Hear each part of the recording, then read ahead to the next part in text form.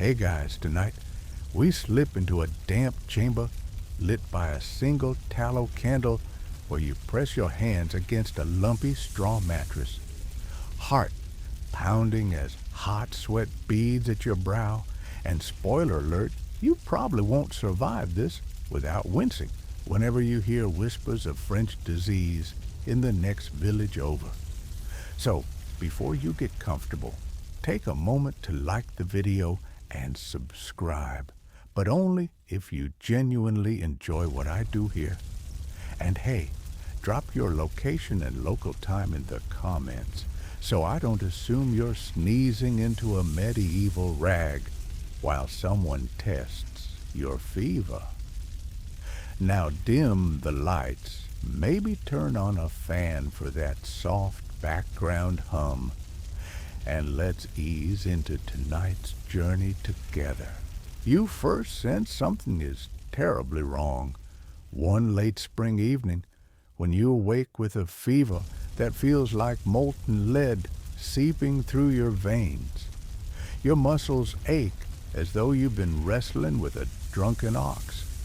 And when you rise to fetch a drink of water from the rusted pewter jug, your hand trembles so violently the cup clatters against the wooden basin. A salt tang in the air, remnants of last night's sea breeze, fills your nostrils, but it offers no comfort. In the dim candlelight, you glimpse a strange lesion forming at the base of your groin, a small red sore that doesn't sting immediately, but pulses with a dull, ominous throb.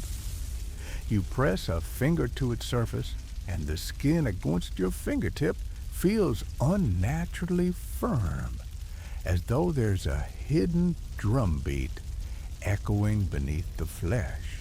By sunrise, the sore has transformed. The edges crust over with a dark scab and a swollen lump in doctor's Latin. A bubo rises under your arm. You cradle it gingerly, feeling a vinegary heat emanate from the inflamed lymph node. Your head throbs, and a lingering taste of metallic dread fills your mouth. Even your tongue seems sick. In your queasiness, you recall a mainstream historical fact. Syphilis first appeared in Europe in the late 1490s. Soon after explorers returned from the New World, those scholars still argue whether it was imported from the Americas or a re-emergence of an older European condition. The disease, initially called morbus gallicus, or French disease, spread rapidly through crowded cities, Venice, Paris, and London, where unsanitary conditions and lax morals, especially after one too many cups of tavern wine, created a perfect storm for infection. You recall the tavern you frequented last fortnight, where a curious traveler from Naples let his coattails brush yours, an innocent brush you thought, and now you catch yourself grimacing at the memory. Perhaps you shared more than a greeting. According to one fringe tidbit passed down by cunning apothecaries, some believed that simply sitting on a bench recently occupied by an infected traveler could transmit the disease via an invisible miasma that clung to worn wood. Historians still debate whether syphilis truly traveled on benches, or whether that notion was sensational gossip, a bit like modern conspiracy theories about Wi-Fi turning your brain into scrambled eggs. Either way, as you cradle your growing bubo, you wish for cleaner benches, or at least someone to rub cream on your royal behind. Dazed by the throbbing pain in your lymph nodes and a lingering fever that sets your body ablaze, you attempt to steady yourself against the crooked wall. The rough-hewn limestone beneath your palm feels cool, but it does nothing to counter the oppressive heat coursing through your veins. Your shirt clings to your chest, damp with sweat, and you press your forehead to the coarse fabric in a futile attempt to find relief. In that moment, when the world tilts and night races past your vision, you realize that you've crossed a threshold. You can never walk back from the first stage of syphilis marked by chancre sores and feverish confusion. As you stagger toward the hearth, you recall the midwife's hushed whispers in your village. If a man's loins burn like fire, take him to the barber surgeon, but pray he lives to see the dawn. You slump beside the flickering hearth embers, the smell of burning olive wood drifting through the cramped room. The air tastes of iron and ottoman incense someone lit frankincense mere hours ago, perhaps hoping its smoke would ward off ill humors. Instead, it now mingles with the briny sweat on your skin, creating an aroma about as welcome as a damp goat's behind in summer.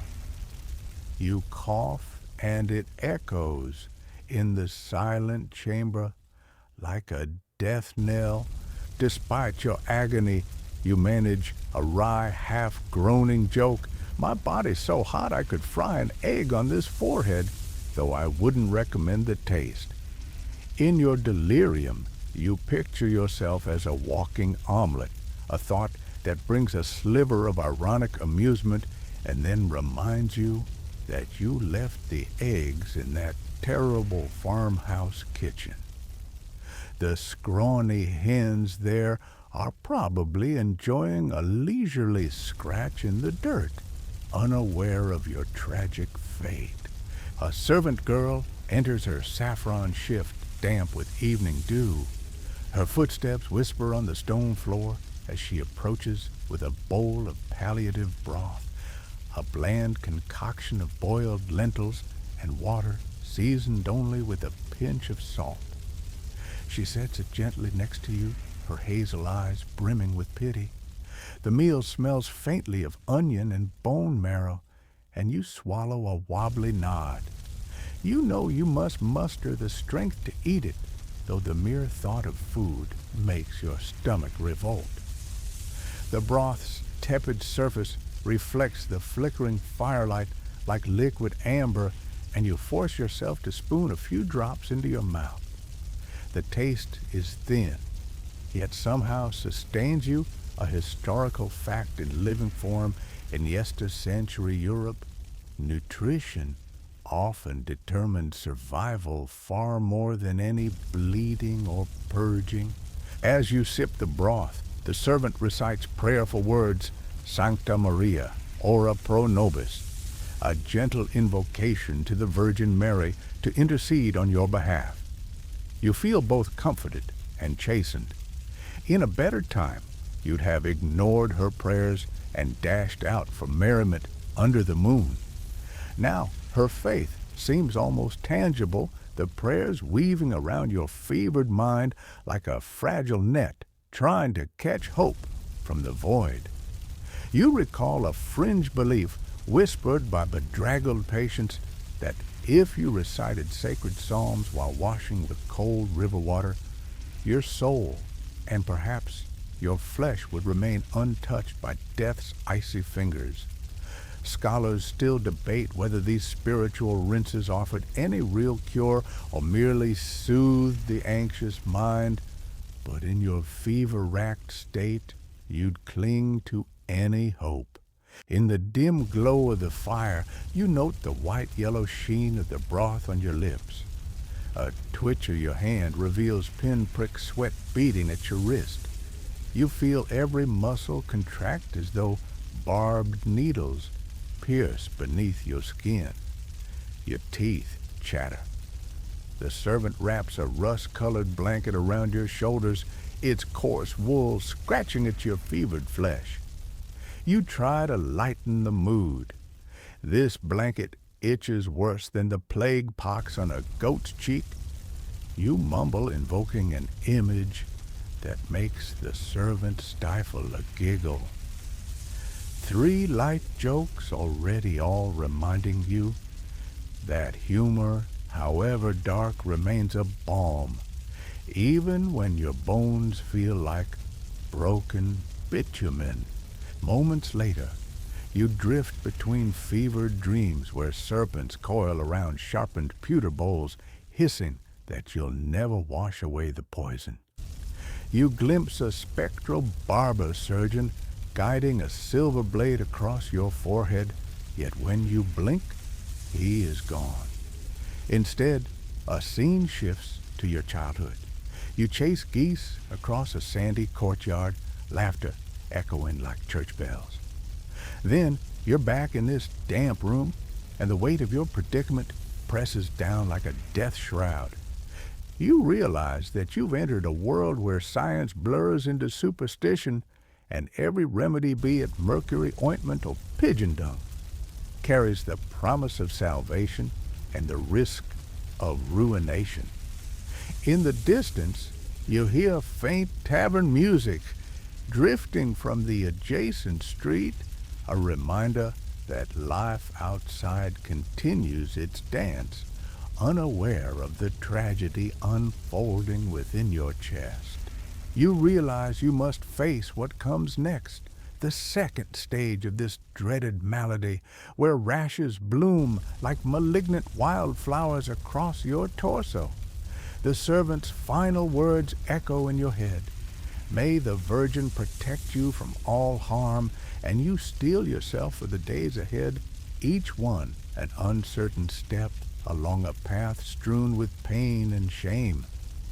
Historians still argue whether the first chancre alone marked the turning point between hope and despair, or whether the fevered delirium itself did more to fracture the spirit.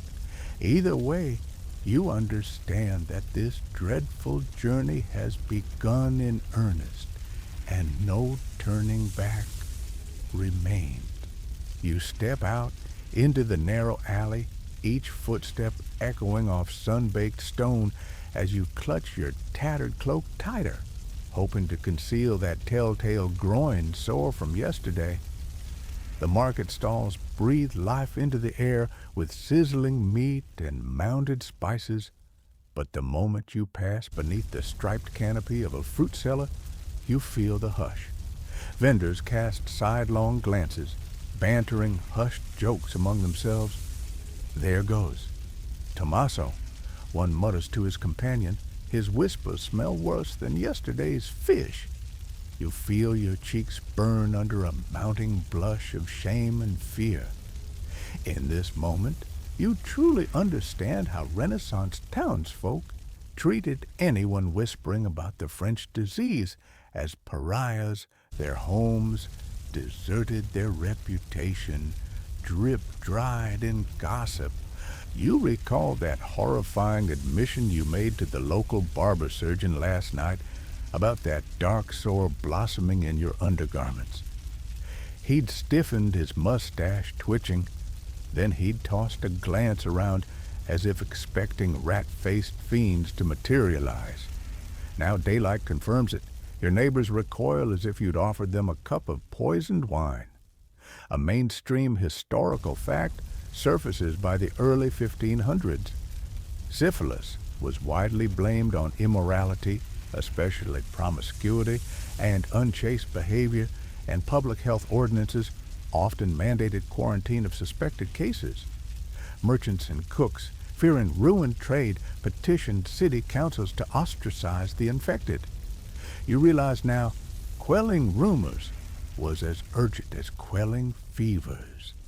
Historians still argue whether this stigma was born from genuine contagion fears, or fueled primarily by moral panic among religious authorities.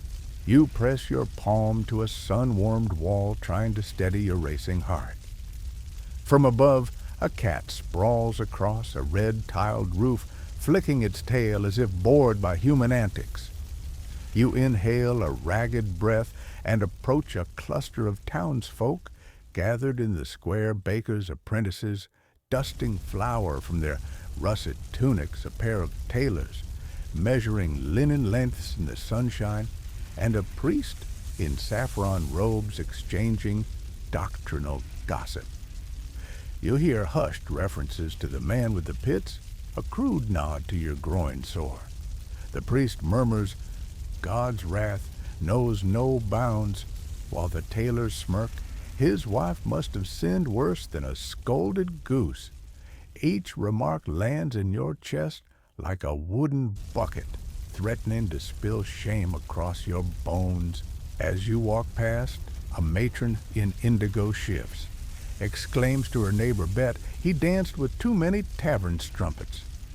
You bristle, wanting to tell her your last partner was a bespectacled scholar who could barely recite Dante, yet now mocks arise as though your body forfeited virtue by mere virtue of the disease. A quirky fringe tidbit floats to mind. Rumor claims that in some Venetian circles, if a husband contracted syphilis, his wife could divorce him and claim half his vineyards.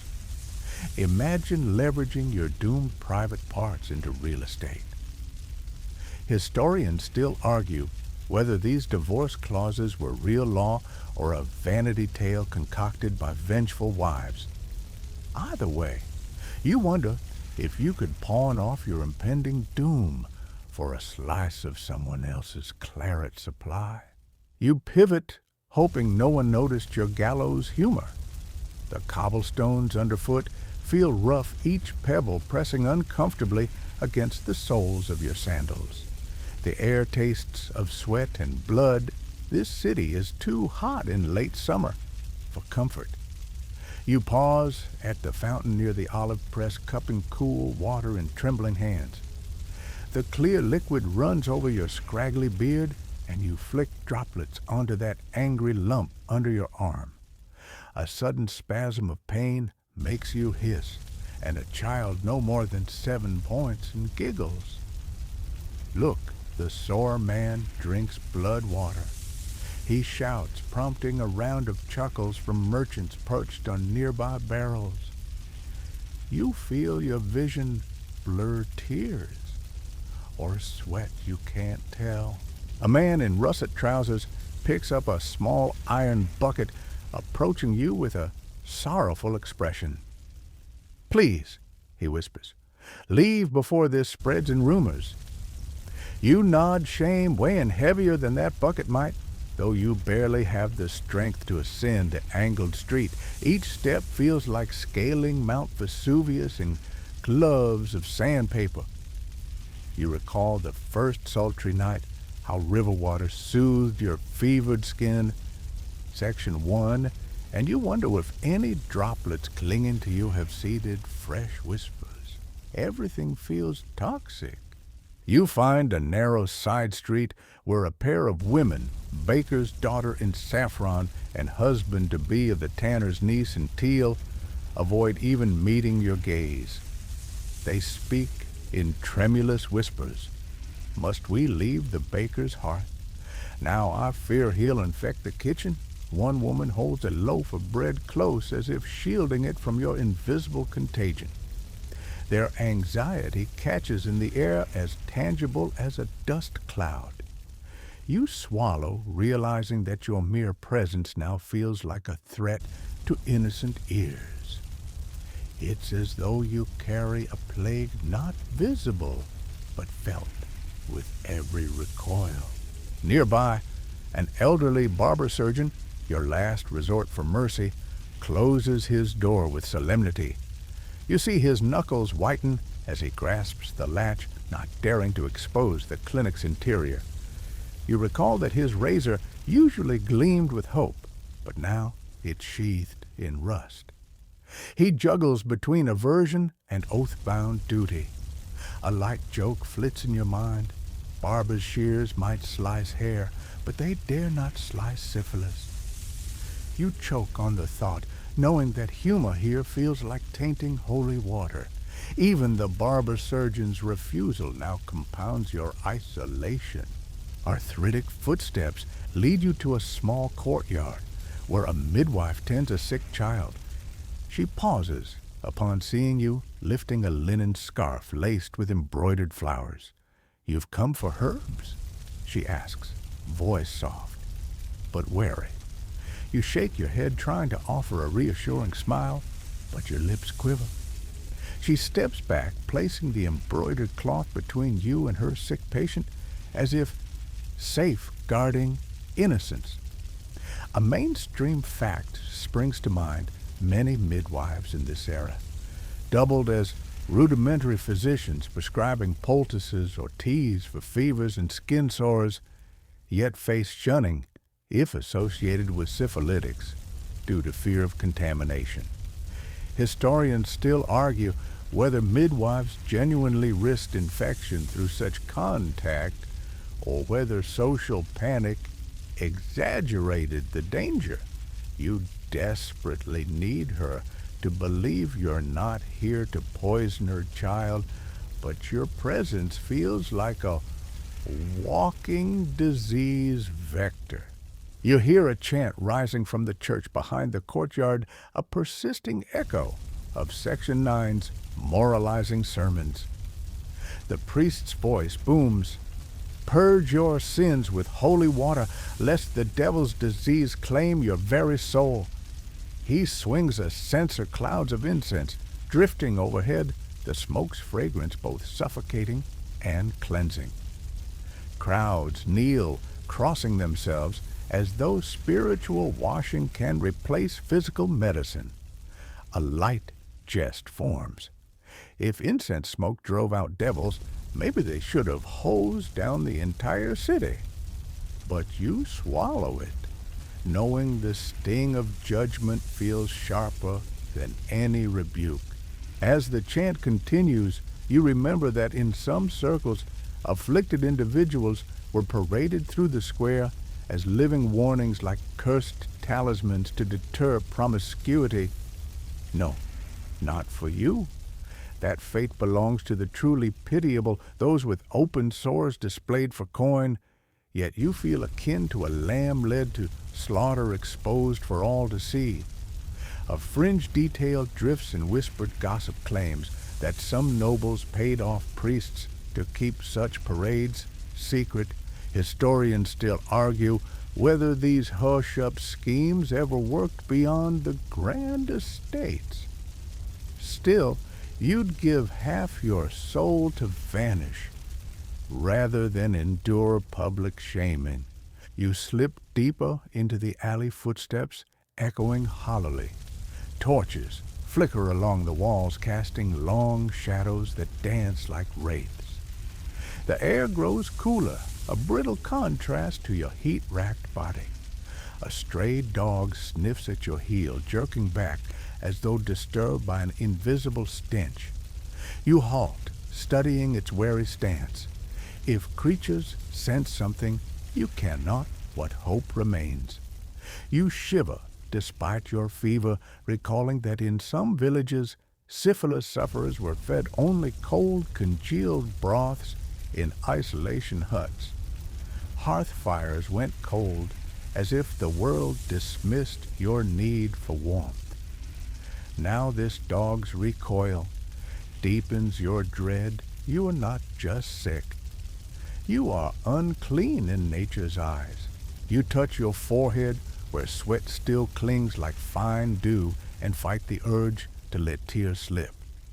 Yet a stubborn ember of defiance glows. You recall from Section 1 how that first sore was merely an invitation to a much darker journey. Perhaps here, in this moment of exile, you can decide whether shame defines you or whether you can carve dignity from the slim hope that someone, anyone, will offer even a drop of compassion.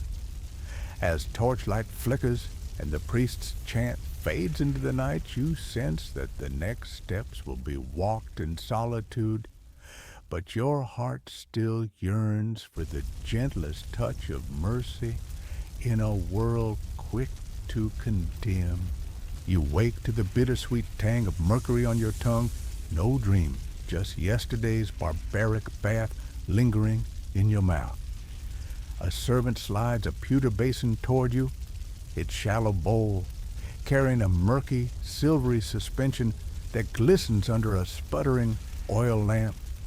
Your skin crawls when you recognize it, powdered mercury mixed with olive oil, the standard treatment for your kind. You inhale sharply, wishing you'd never tasted the marinade.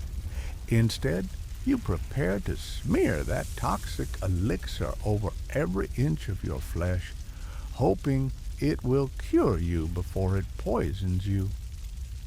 In the silent morning hush, you wonder which agony will claim you first, the syphilis or the medicine intended to exterminate it. You strip your tunic muscles still sore from yesterday's fever fit and lift your arms as the barber surgeon, a grim-faced man in russet and teal shifting, rubs the mercury ointment over a festering chancre on your thigh. As his hands press gritty paste into your skin, the mercury's acrid odor curls into your sinuses like a snake's tail. Teeth chattering through chills, you wince as he spreads the ointment along your arms, chest, and back.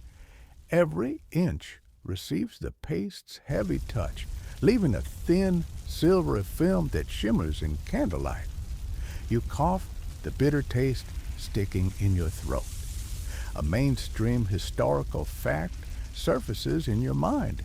Physicians in the Renaissance commonly administered mercury rubs for months on end, believing that the metal's vapors would draw out the disease from the body's depths. Though historians still argue whether these treatments did more systemic harm than good. While the barber surgeon works, you recall a fringe tidbit passed among patients in hushed taverns. Rumor has it that if you gargled a weak solution of mercury, you'd flatten syphilis as quickly as stomping on a grape for wine, though at the risk of turning your teeth black and your breath lethal. Some blame the rumor on desperate apothecaries seeking to offload leftover metal, while others insisted it was real alchemical alchemy. Historians still argue whether any Renaissance patient ever dared that gargle, or if it remained apocryphal, akin to modern teeth-whitening fads with charcoal. You gag as the barber surgeon adds fresh mercury to the basin for another round of applications. Each smack of his palms against your weeping lesions sends a jolt through your nerves like tiny hammers striking rusted iron. As he presses ointment into the sore on your groin, you feel a prickle of something worse than pain, an icy burn that races down your leg. You grit your teeth, hissing through clenched jaws. Mercury, the original body glitter, except nobody asked for this shine. The joke rings hollow when you realize his next move is to wrap your limbs tightly in oiled linen bandages to draw out the corrupt humors, anticipating that the metal's caustic properties will suck out any lurking poison. You swallow a groan, wishing you could trade your sorrows for a healthier disease. After he finishes, the barber surgeon wraps your limbs in linen so snug you feel like a rolling pin. Return tomorrow, he says, lest the humors conspire. You nod, though the pressure makes it hard to breathe. He smirks as if you're the one doing him a favor. You stagger to a nearby bench and slide into a hunch, each muscle fiber thudding with the memory of his ministrations. The room, lined with iron fire tongs and baskets of herbs, hums with the scent of boiled violets and caraway seeds, remedies meant to mask the metal stench. Though they do little to soften the cruelty. Shivering, you recall the barber surgeon's explanation, mercury purges the body. Let it burn away your sins, just as the Lord purges Israel's iniquities. A second light joke surfaces, I've committed fewer sins than this barbarous ointment. You swallow, but your throat's too raw to laugh. Still, you find some twisted relief in humor, a fleeting pulse of humanity, when the rest of you feels like damp straw. Late morning, your bandages soak in hot sun on a rooftop veranda. You press your palms against the silvery linen, feeling the paste's heat intensify under solar glare. Your skin itches and burns as though the linen is feeding on your flesh. You press a handkerchief between your lips, stifling a yelp as smoldering warmth radiates through your thigh. Each breath you take tastes like rusted iron. At noon, a second treatment looms, the guaiacum sweats. The barber surgeon returns with a pot of boiling water, its surface slick with traces of blue-green guaiac wood chips. He instructs you to sit on a low wooden stool, then wraps a canvas hood over your head like a medieval beekeeper's mask, and pours the steaming guaiacum infusion to form a makeshift steam bath. You jostle on the stool as he positions two iron fire tongs to hold the pot aloft. Within moments, a miasma of earthy, bitter smoke fills the hood, forcing you to cough as you inhale that acrid cloud.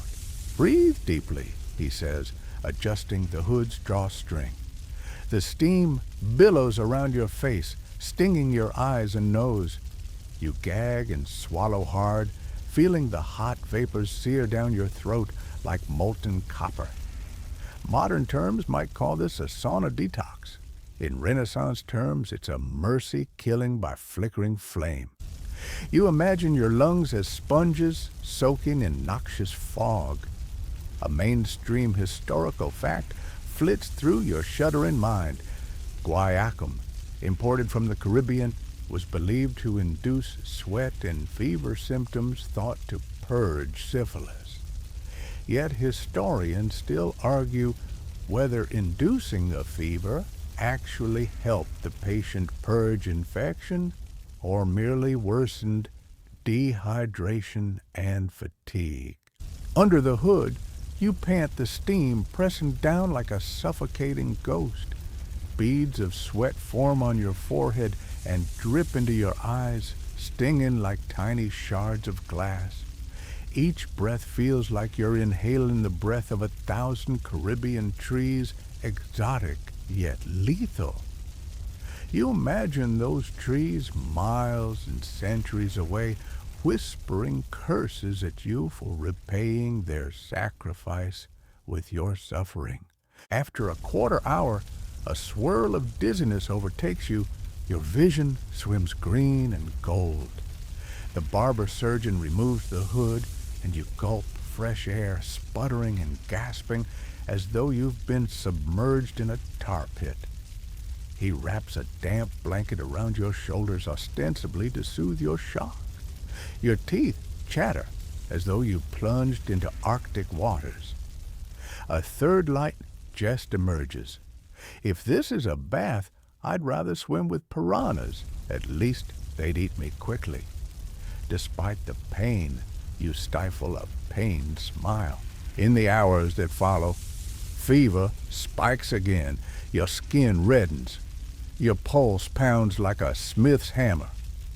The barber surgeon administers another dose of mercury, rubbing the ointment into your arms and chest. You writhe under his relentless strokes, wanting to pull away, but you know that refusal means an incomprehensible alternative, letting the sores fester, while neighbors whisper that you're begging for divine punishment. You clench your fists, imagining them smashing his paddle-worn bench to bits, but agony tethers you to that spot. As dusk falls, you stagger to your feet and shuffle toward the courtyard fountain. Its cool waters shimmer in the lantern light, and you dip your stinging hands into the basin coppery streaks from the mercury rinsing off. You splash your face tasting salt and ash in the liquid. The water's chill slices through your fever haze like a razor. You close your eyes and breathe deeply, trying to summon calm. The cold feels like brief salvation. A fringe superstition flutters through your mind, some remedies circulated that wrapping a patient's torso in linen soaked with the dew of a frog's pond would neutralize mercury's corrosive bite. Historians still argue whether these frog dew compresses ever held merit or were desperate folklore. In your heart, you vow you'd try anything, if only to keep your bones from melting under all this treatment. Night deepens as you return to your straw-filled mattress limbs wrapped in smudged linen. Mirages swirl at the edge of your vision meets, cooking over open fires, street dancers flipping like blades, the barber surgeon's pale face looming as he raises his mercury-smeared hands.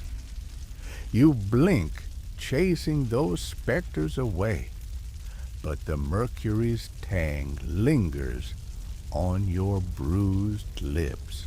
As you slip into fevered sleep, you dream of two paths, one where mercury and guaiacum rid you of infection, leaving scars like badges of survival. The other, where those same remedies corrode your body's core, leaving nothing but ash and regret. Neither path offers comfort, but the nightmare keeps you from forgetting the cruel irony of Renaissance medicine, where cure and poison often arrived in identical vials. You wake in a damp sweat, limbs heavy as lead, to a prickling sensation beneath your now thinned linen shirt. As you push yourself upright on the straw-stuffed mattress, you notice tender nodules, small raised bumps dotting your torso like a malignant constellation. Your breath catches as you lift the garment to inspect them. Red papules blossom into angry pustules, each seething with heat, as though your skin has become a battlefield. In the flickering candlelight, they glint like scattered garnets, and you realize that the second stage of your torment has arrived, a syphilitic rash spreading across your body, immune to mercy. You ease out of the mattress, limbs quivering, and make your way to the tavern basin, where cold water drips from a wooden spout. The chill scours your arms, revealing the rash. More clearly copper-colored spots coalesce into scaly patches. A mainstream historical fact floats to the surface. Physicians in the 16th century noted that secondary syphilis often presented with a distinctive rash, sometimes covering the entire body, including the palms and soles, which they called mondo di colore, the world of color. Historians still argue whether these rashes were uniformly recognized across Europe or if regional variations led to misdiagnoses, but tonight that debate doesn't matter. You merely hope that this shameful skin display won't scare the few compassionate passers-by from offering a kind word. You stare at your reflection in a chipped pewter basin, noting how the rash radiates outward in concentric rings. It feels as if the infection is rewiring your flesh, mapping a new territory you never signed up to explore. You press a finger to a raised bump. It gives way, oozing a thin amber fluid that smells like damp hay mixed with rust. A surge of revulsion coils through your gut, yet you recall the barber surgeon's explanation. Yesterday, these pustules often signaled the body attempting to purge toxins. You wonder if they're generating another fever surge tonight, or if the guaiacum steam simply set the stage for this horrid spectacle. As you draw water, you recall a fringe tidbit whispered by an old midwife Some patients believed applying crushed mouse brains to the rash would draw out the illness, an idea so ludicrous that you almost grin at its absurdity. Historians still argue whether any Renaissance syphilis victims actually tried this method or if it was a grotesque rumor intended to deter curious folk from experimenting. You shake your head, feeling a chill despite the tepid summer night. The very thought of mouse brain skitters down your spine like a rat fleeing a trap. You dab at the pustules with a rag dipped in cool water. Each squishing sensation makes you wince as though the bumps contain little shards of glass. You press harder, hoping to drain the fluid, but instead you only spread it, painting your torso with a film of yellow-brown crud. You step back, jaws clenched. Well, at least my body's blooming like a carnival of horrors, you mutter, attempting a wry joke that tastes like ash on your tongue. It arises from desperation. Humor often helps you forget the agony even briefly. Dragging yourself outside into the courtyard, you pull a tattered cloak around your shoulders, if only to hide the discolored mess beneath. The evening air is thick with the scent of freshly baked hearth bread and a hint of spilled wine. Vendors are closing stalls. The rhythmic clank of wooden shutters sounds like a cadence signaling homespun retreats. But as you pass a group of tailors seated near a brazier, their laughter hushes. They exchange glances, eyes flicking to your rash. You catch a snippet of their conversation like leprosy, but worse, one says. You grip the cloak tighter, cheeks flushed as they part to let you pass. You limp toward a small garden nook where a healer's cottage stands, a sanctuary of herbal remedies.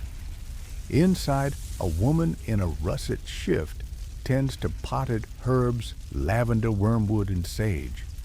You recall from Section 3 how she once saved villagers from lockjaw with her poultices. Now you stand dripping pus and shame at her doorway. She looks up, keen eyes narrowing slightly at your appearance. You reek of mercury and sorrow. She says word by word as if tasting each syllable. You swallow, nodding. I hoped you might spare a salve for this rash, you croak, tugging at your cloak. She sets aside a mortar and pestle, gesturing you to step inside. Once within, she closes the wooden door with substantial gravity.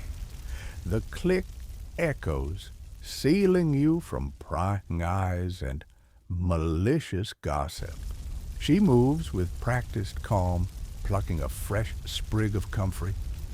"This plant will soothe your flesh," she murmurs, dividing leaves with nimble fingers. You sit on a low stool cloak, sliding off your shoulders to reveal cresting pustules. You stiffen, as though bracing for a blow, but she only smiles an emphatic twist of her lips. She crushes the comfrey leaves into a poultice, a pulpy green mass that looks ominously like spinach mush.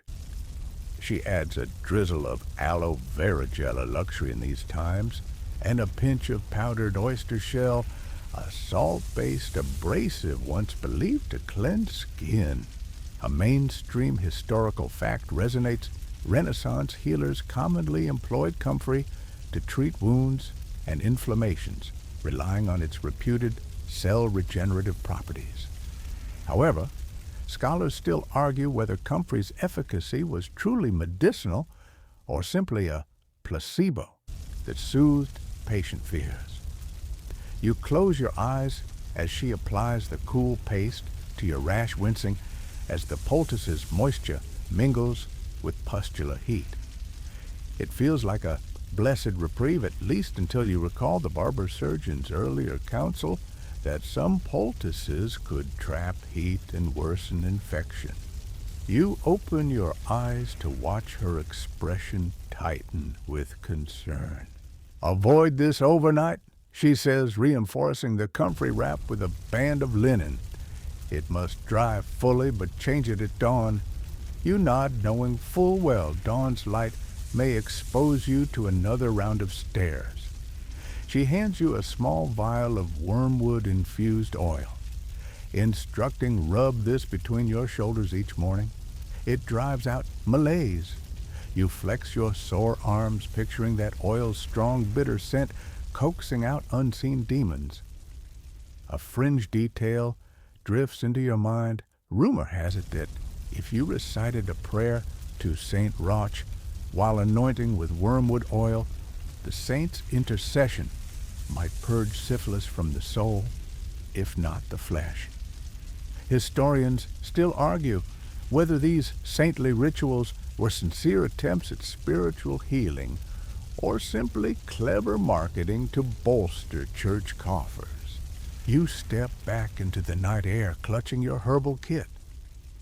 The moon, pale and distant, casts sharp shadows across the cobbles, reminding you of last month's moonlit riverbank where you first felt that dreadful groin pain. The journey feels endless, festering sores, oppressive mercury baths, purifying steam, and now herbal poultices that may do little beyond offer you comfort. Yet you're grateful for even this meager kindness. So far, every remedy has cut deeper into your dignity. As you limp home, you pass a dilapidated stable where a charcoal scent clings to spilled hay. A stable hand, noticing your plight, offers you a rolled blanket and a bowl of water. He murmurs, "My brother had it worse. He lasted but 2 months." You nod, grateful for his silent solidarity, an unspoken bond among sufferers. In that moment, you realize that beneath the scorn and stigma, seeds of compassion bloom unpredictably like wildflowers in broken stone cracks. You return to your chamber, each pustule now covered with comfrey's damp embrace. You strip again, pain prickling, as the air grazes open skin, and lie on the straw mattress, pulling a coarse blanket over the affected areas. You taste the bitter tang of worry on your tongue, imagining tomorrow's dawn as both a promise and a threat. Soon, fever returns, pricking at your senses like a hidden dread. In that febrile haze, memories flicker. Last night's merchant's contemptuous sneer, the calming touch of comfrey, the bitter steam of guaiacum. You drift toward delirium, wondering if the rash signals your body's earnest fight, or merely a cruel reminder of what's to come. A light jest forms. I look like a plague map of Europe, but the irony is lost in the haze of pain. As your eyelids flutter closed, you envision the next battle ahead, the third stage, where the disease will gnaw at bone and mind.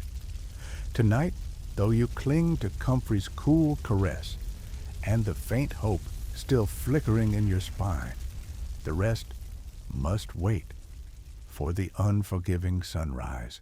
You step out of the healer's cottage into a narrow lantern-lit alley, the stale scent of comfrey still clinging faintly to your skin. The evening air carries a chill that makes every pustule on your chest feel like tiny icebergs pressing against your veins. You wrap your cloak tighter and trudge down the twisting lane, searching for a remedy rumored to be as strange as it is hopeful. In whispered tavern corners and shadowed doorways, desperate souls have swapped tales of pigeon gut cures and donkey fat salves, remnants of desperation when medicine felt like little more than witchcraft. You can't help but wonder if these fringe concoctions might be your last shot at halting this merciless march of disease. A few steps later, you pass an old washerwoman crouched beside a battered wooden barrel. She stirs a grayish slurry with a crooked stick, her leathery hands caked in pigeon guano. The pungent ammonia scent hits your nostrils like a slap, stirring a nausea that lingers at your throat. Pigeon droppings, she announces in a raspy whisper, will draw out the poison quicker than a merciful blade. You shiver as though her words conjure icy mist. Could avian excrement truly hold curative power? A mainstream historical fact slices through your skepticism. Early modern physicians recognized ammonia's ability to dissolve grease and oils. Some believed this same property might purge bodily toxins. Historians still argue whether ammonia-rich treatments like pigeon guano did anything beyond disinfect wounds or simply masked odors while harming fragile tissues. She dips a gnarled finger into the muck and smears it onto a small raw patch on her own wrist, though her scarred expression suggests she's endured this regimen many times before. A little goes a long way, she croaks, then gestures at you. If you think your rash is bad, try finding a pigeon's nest at dawn. Fresh guano is worth its weight in gold. You nod grimly, the thought of catching dawn-harrowing birds for their droppings making your stomach writhe. Yet the desperation in her eyes makes you realize almost anything feels worth the risk tonight. You pull your hood over your head and continue on the alley narrowing until you see a flicker of candlelight beneath a tattered awning. In that glow stands a stooped man, his patched robe stained with grease. By his side, a wooden tub bubbles with donkey fat, rendered from last week's slaughters. He dips a ladle into the shimmering oil, the scent of stale lard mingling with the cold night air. Donkey fat, he says, offering a crooked smile, will smear away your pain faster than tears ever could. A saddle's silver buckle glints on his belt, a reminder that he used to serve in the stables. You swallow past a queasy lump, recalling the greasy taste lodged in your dreams last night. He pours a thick, opaque trickle of fat into a small clay bowl, then hands it to you. Heat it by your hearth, apply 2 mornings straight. My donkey's finest, he boasts. You recall a mainstream historical fact. Medieval and Renaissance writers often counseled the use of animal fats, goat, pig, donkey, as a pre-treatment for wounds or skin conditions, believing the oils created a protective barrier. Yet scholars still debate whether these fats offered any antiseptic qualities or simply provided soothing lubrication. In your trembling hand, the oil feels like liquid lead. Your mind recoils, imagining its greasy film seeping into every pore, maybe creating a breeding ground for juice sores. A sudden wind rattles the awning, and the donkey-fat salesman flicks a flint, sending sparks across the night. He leans closer, voice low. If fat fails, try the pigeon guano on top layers of death for death. A double dose. He cackles, teeth yellowed by tobacco. You step back, the idea of combining these horrors making you want to collapse. Yet part of you wonders, maybe the animal's essence, bird and donkey, carry an odd alchemy. You imagine yourself buttoned in shawls of slick fat and stinking dung, an armored knight in a war against your own flesh. Jokes rise despite your despair. If I wanted to smell like a barnyard, I'd have stayed with the goat herders, you mutter under your breath. You catch a faint smirk on the seller's face. He's heard such jests before. You wrap the clay bowl carefully in a scrap of cloth and depart, footsteps echoing as though following a dirge. Further along, you stumble upon a ramshackle booth where a young woman beats mustard seeds into powder.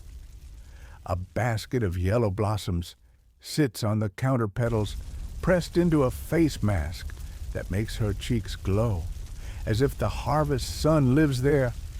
You ask her what she's grinding, and she offers a heap of crushed seeds. Mustard plasters, she says, voice soft yet firm.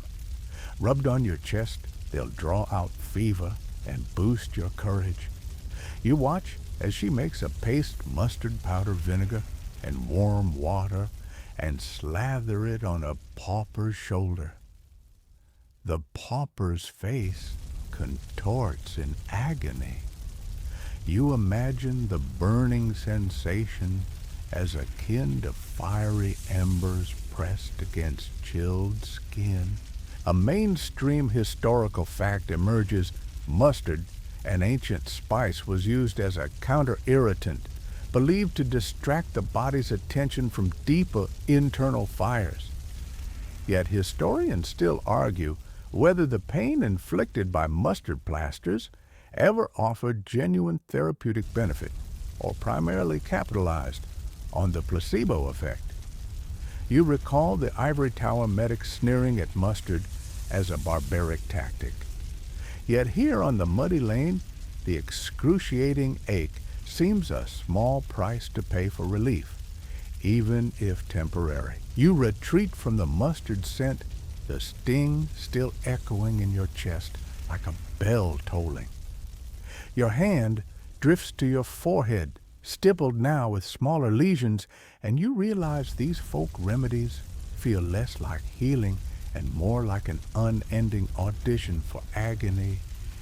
Yet a whisper of hope flickers. Perhaps one of these bizarre treatments will ease your torment, however fleeting. As you wander deeper into the labyrinth of side streets, the night air cools and the screams of tavern revelers fade. In a small courtyard lit by a single lantern, you notice a stout man hunched over a cask of fermented grapes. He lobs the grapes into a wooden mortar, popping each with a satisfying squish. The sweet, yeasty aroma drifts through the air. What madness is this, you ask, curiosity piqued. He grins, face ringed with stubble, saying no to urine ash and fat. Then let me introduce you to the grape cure. Drink a cup before bed, and your pustules might retreat by dawn.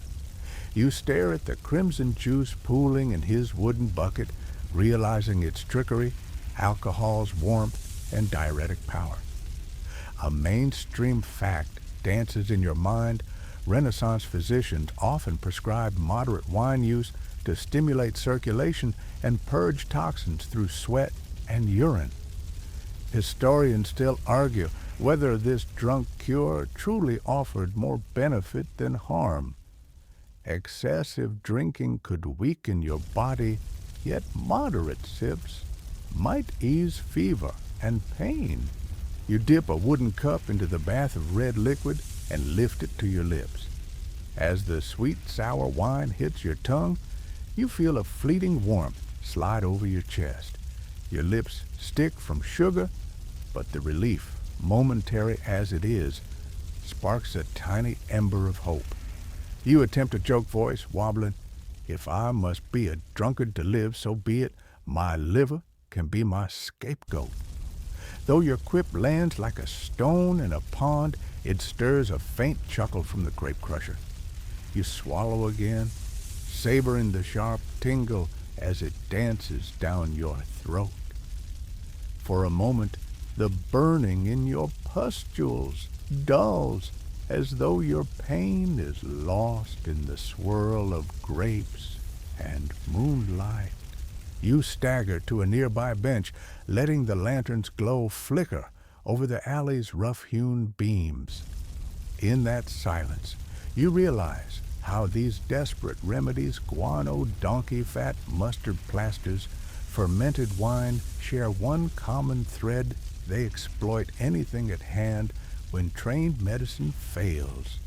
You gather your clay bowl of greasy donkey fat, your comfrey poultice, and the half-empty cup of wine before rising to move again. Each step feels like traversing a minefield of infection and delusion. Moonlight flickers across cobblestones as you return to your lodgings, the taste of mercury, guaiac, and wine still swirling bitterly in your mouth. You strip the cloak and examine your body pustules gleam under the moon's pale light, each a trophy of infection's conquest. You spread donkey fat over your chest, feeling the sticky warmth as it clings to your skin. Then you dab at your pustules with comfrey paste, hoping its cooling touch will lull this nightly inferno. Finally, you sip the last drop of wine, letting its flames calm the fever burning within. You lie back on the straw-strewn mattress, mercy's lullaby, a distant memory. The combined stench of pigeon droppings, donkey fat, mustard paste, and spilt wine hangs heavy in the air, an olfactory cacophony that rivals the deepest nightmares. You close your eyes, pressing a damp rag to your brow, as you drift toward an uneasy slumber. In the darkness, you wonder which of these remedies will betray you tomorrow. Drugs more toxic than disease itself, or last night's wine solace that may have doomed your kidneys. Historians still argue whether such folk cures prolonged patients' lives or merely prolonged suffering. You feel no disdain for those who turn to strange concoctions. Desperation can drive a man to lick a toad's back if he thinks it might save him from doom. As the night deepens, you drift amid fevered dreams of pigeon feathers and donkey brays. In one dream, you see yourself wrapped in mustard vines, sweat streaming as children tease you under a willow. In another, you stand under a vine-laced arch stadium, lights shining on you as you clutch that cup of wine, promising to spill it if the world still offers no mercy. When you awaken at dawn's first pale light, your bandages cling with dried comfrey and gooseskin oil. You know that the next chapter, mental torment and creeping madness, awaits you. Section 6, but for now, you steel yourself for another day of grafting eccentric salves and chasing phantom cures in this relentless pursuit of some balm, however absurd. You cling stubbornly to that ember of hope, however faint it glows within a sea of agony. You wake to a hollow ache in your chest, a craving for intimacy turned sour by disease that lurks beneath your skin. It's early morning, and pale light filters through the tattered shutters, dust motes swirling like phantoms of what once was. You crawl from your straw mattress muscles, stiff from fever and sleepless dread. In a quieter era, today might have begun with gentle touches shared between spouses, soft whispers over a chipped ceramic cup of broth, lingering kisses on morning cheeks. But now that intimacy feels like a betrayal you dare not pursue. Instead, you linger in the chill, recalling how syphilis has become the most merciless arbiter of marital bonds in your town. Your wife Lucretia sleeps in the next room, her chest rising and falling in a rhythm you once adored. You remember the tender days when her hair smelled of lavender, when her laughter tumbled over top notes of roasted barley and honey. Now her presence stings a reminder that every embrace risks passing this scourge to her.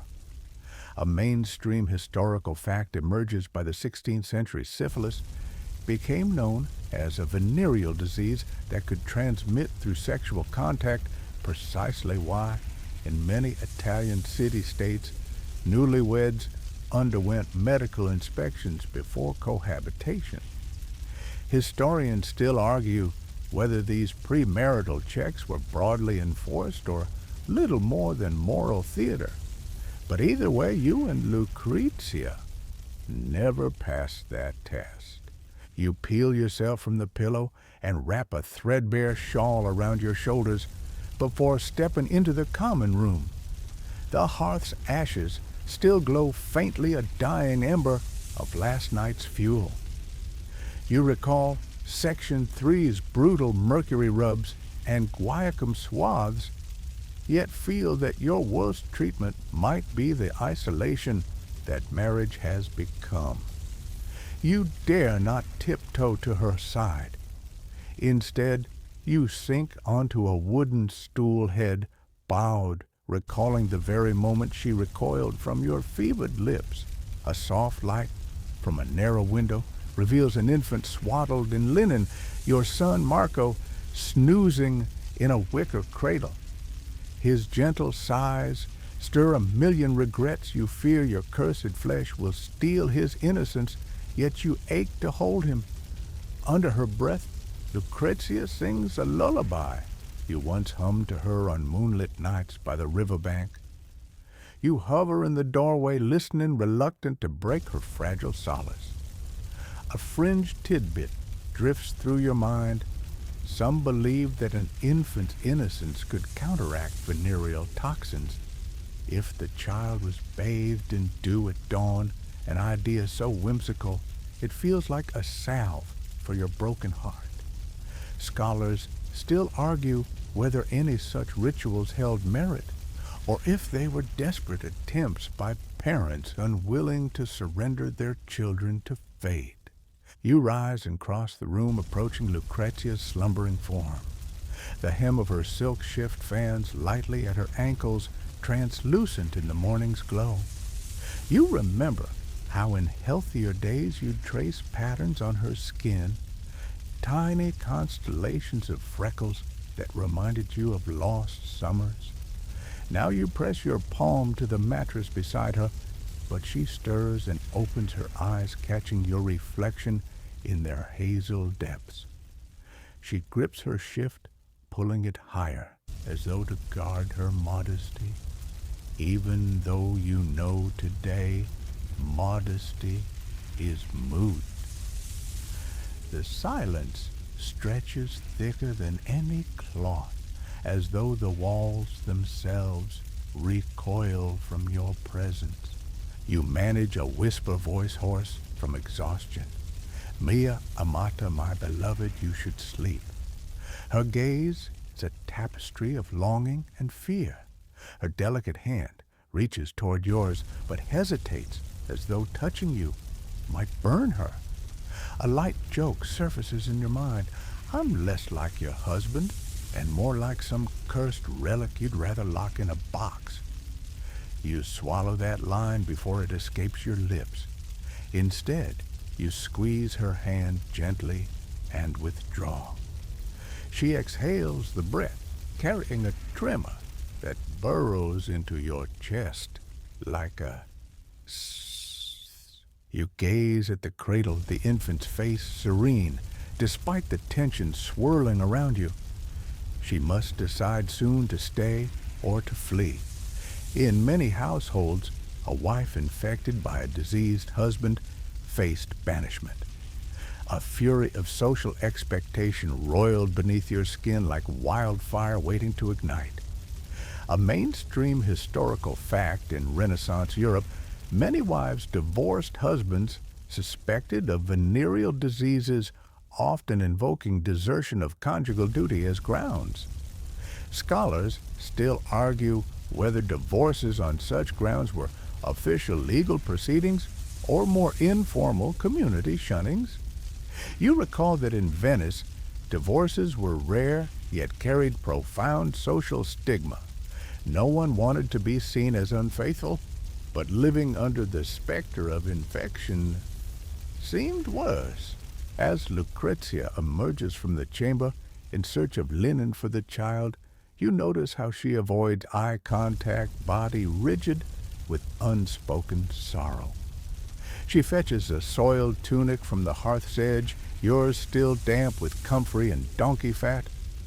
She hesitates a moment, gauging the stains, then places it into a wicker basket beside a wooden bucket of water and ash. You realize that every movement she makes is a balancing act between duty to family and fear for her own safety. You follow her outside to the courtyard, where the morning is alive with the clatter of wooden buckets and hushed conversations. Women pass by with bundles of linen, some greeting Lucrezia with sympathetic nods. Others avert their gaze as if fearing contamination. She dips your tunic into the murky water, swirls it around, and beats it against a hollowed stone slab. Each strike of cloth on stone rings like a lamentation. You watch heart pounding as the ash-streaked water splatters at her feet.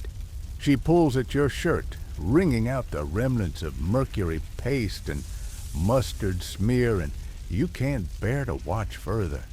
You turn away, pacing beneath a withering grapevine that once bore fruit so sweet you imagined immortality. A gust of wind rustles its brittle leaves overhead. You recall that syphilis's cutaneous manifestations, those pustular rashes, could resemble smallpox or leprosy, both diseases steeped in dread. Now you realize that even secondary signs, blushing cheeks, feverish glow, could trigger suspicion.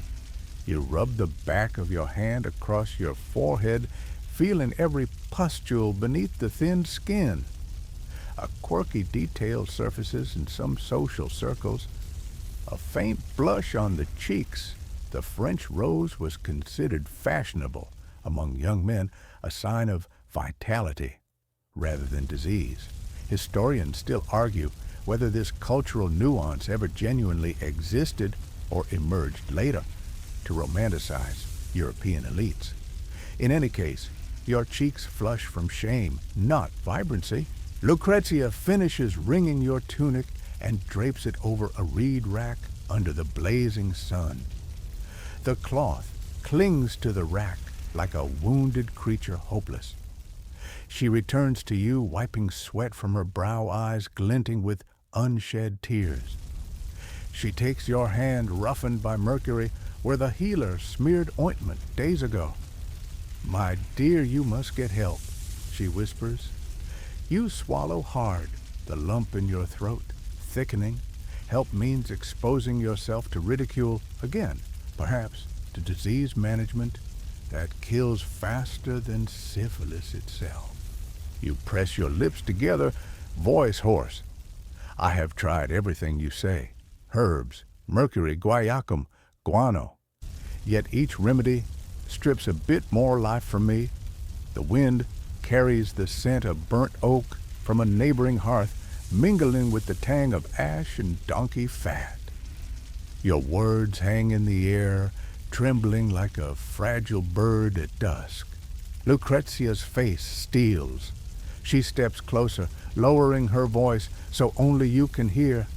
"We can't live half dead, my love. I'll not watch you waste away." Despite her resolve, you see a shadow cross her eyes, desire for you warring with fear of infection. You take a shaky breath. The weight of choice presses on you like a slab of granite. You recall the fringe rumor that Lucrezia heard from her midwife that a husband could be cleansed by bathing in Eucharistic water under a full moon, a ritual promising spiritual absolution, but no guarantee of physical cure. She'd insisted on trying it once, though, Deep down, she feared the water would only wash away the last of your strength. Historians still debate whether any Renaissance wives actually pursued such desperate rites, or if the tales were composed to highlight women's suffering. Lucrezia looks to the sky as if seeking a sign. The sun beats down mercilessly. Heat shimmers above the rooftops, whispering that relief is far off. From across the courtyard, a group of women gather around a narrow well, exchanging pails of water that will soak linens. They gossip quietly, one gesturing toward you. You cannot hear every syllable, but in their lowered tones you detect the word plague, the same fear used to banish lepers decades ago. This disease, they believe, is moral contagion incarnate. You wonder if any pitiful soul would risk salvation by offering refuge to a man half dead. Your shoulders slump. The weight of exile from affection is heavier than any pustules burn. In an act of resigned determination, you lean close to Lucrezia. "If you must leave me, do so," you murmur, voice brittle. "Better you embrace life than cling to a ghost made of ravaged flesh." The fury of her love wells in her eyes, anger, sorrow, fear, and resolve all entwined. She shakes her head, vehemently, tears spilling down her cheeks. "I will find a way, even if it kills me next to you," she replies. But the words tremble on her lips. You realize that her devotion may doom you both, but the choice to love or leave never truly belongs to you. The sun's arc carries you toward afternoon, and the temperature climbs. Lucrezia helps you ease onto a low bench beneath a silver-leafed olive tree, its shimmering foliage an odd comfort. She kneads your feet, knuckles white with effort. Each crease in your ankles presses with the memory of better days. A light joke forms at the edge of your mind. My feet deserve a medal for marching me into this nightmare, but your mouth is too dry for humor to bloom fully. Instead, you close your eyes and imagine cool river water swirling around your ankles, back when all you needed was a simple rinse to soothe feverish limbs. Section 1. A stray cat brushes against your leg, ear flicking. You recall that animals often shun the infected dogs, refused to share bred horses, balked at grazing near sickly refugees. The cat's approach feels like a tiny blessing. Perhaps innocence still exists in the world. You reach out, letting its fur brush across your palm. The softness grounds you momentarily. In the cat's calm presence, you glimpse a world untouched by fear, an echo of what life felt like before the disease claimed your body and reputation. The sun dips lower, and you rise with effort, leaning on Lucrezia for support. She helps you hobble toward a small niche in the garden, a shrine to the Virgin Mary adorned with wilted roses and a faded icon painted on cedarwood. You kneel, hands pressed to cold stone, and whisper a prayer for strength. Lucrezia places a single rose at the shrine's base. You bow your head, feeling the thorns of faith pierce your sorrow. As dusk falls, you and Lucrezia walk home, side by side, two silhouettes moving in unison against the dying light. Though no words are spoken, you understand that your marriage has transformed sex and closeness, now lie dormant, replaced by a bond forged in midday tragedies and nighttime solace. You taste the nighttime air, sweet with jasmine and sorrow, as you step over your threshold. Once inside, you watch Lucrezia light a small drop of scented oil on a clay lamp, the flame dancing like a fragile promise. Tonight, you'll sleep in the same bed, yet rest miles apart, bound by love and tormented by fear. A mainstream historical fact echoes in your mind, documented prenuptial examinations, checking for chancres and sores, emerged in some Italian cities to prevent the very tragedy unfolding in your home. Yet for most couples, no such examination existed, leaving love to entangle with ruin. Historians still argue whether mandating these inspections would have curbed syphilis's spread or simply driven liaisons into darkness. Your heart hurts for others who've yet to feel betrayal's sting or shame's cold grasp. Underlined by the chirp of crickets and the distant toll of a twilight bell, you realize that marital bonds once forged in passion now stand against a relentless enemy. Love may endure in hushed whispers and gentle caretaking, but the disease's mark lingers on flesh and in hearts. As you drift into a sleepless night, you cling to the hope that tomorrow a Lucrezia's touch will not be the last warmth you ever know.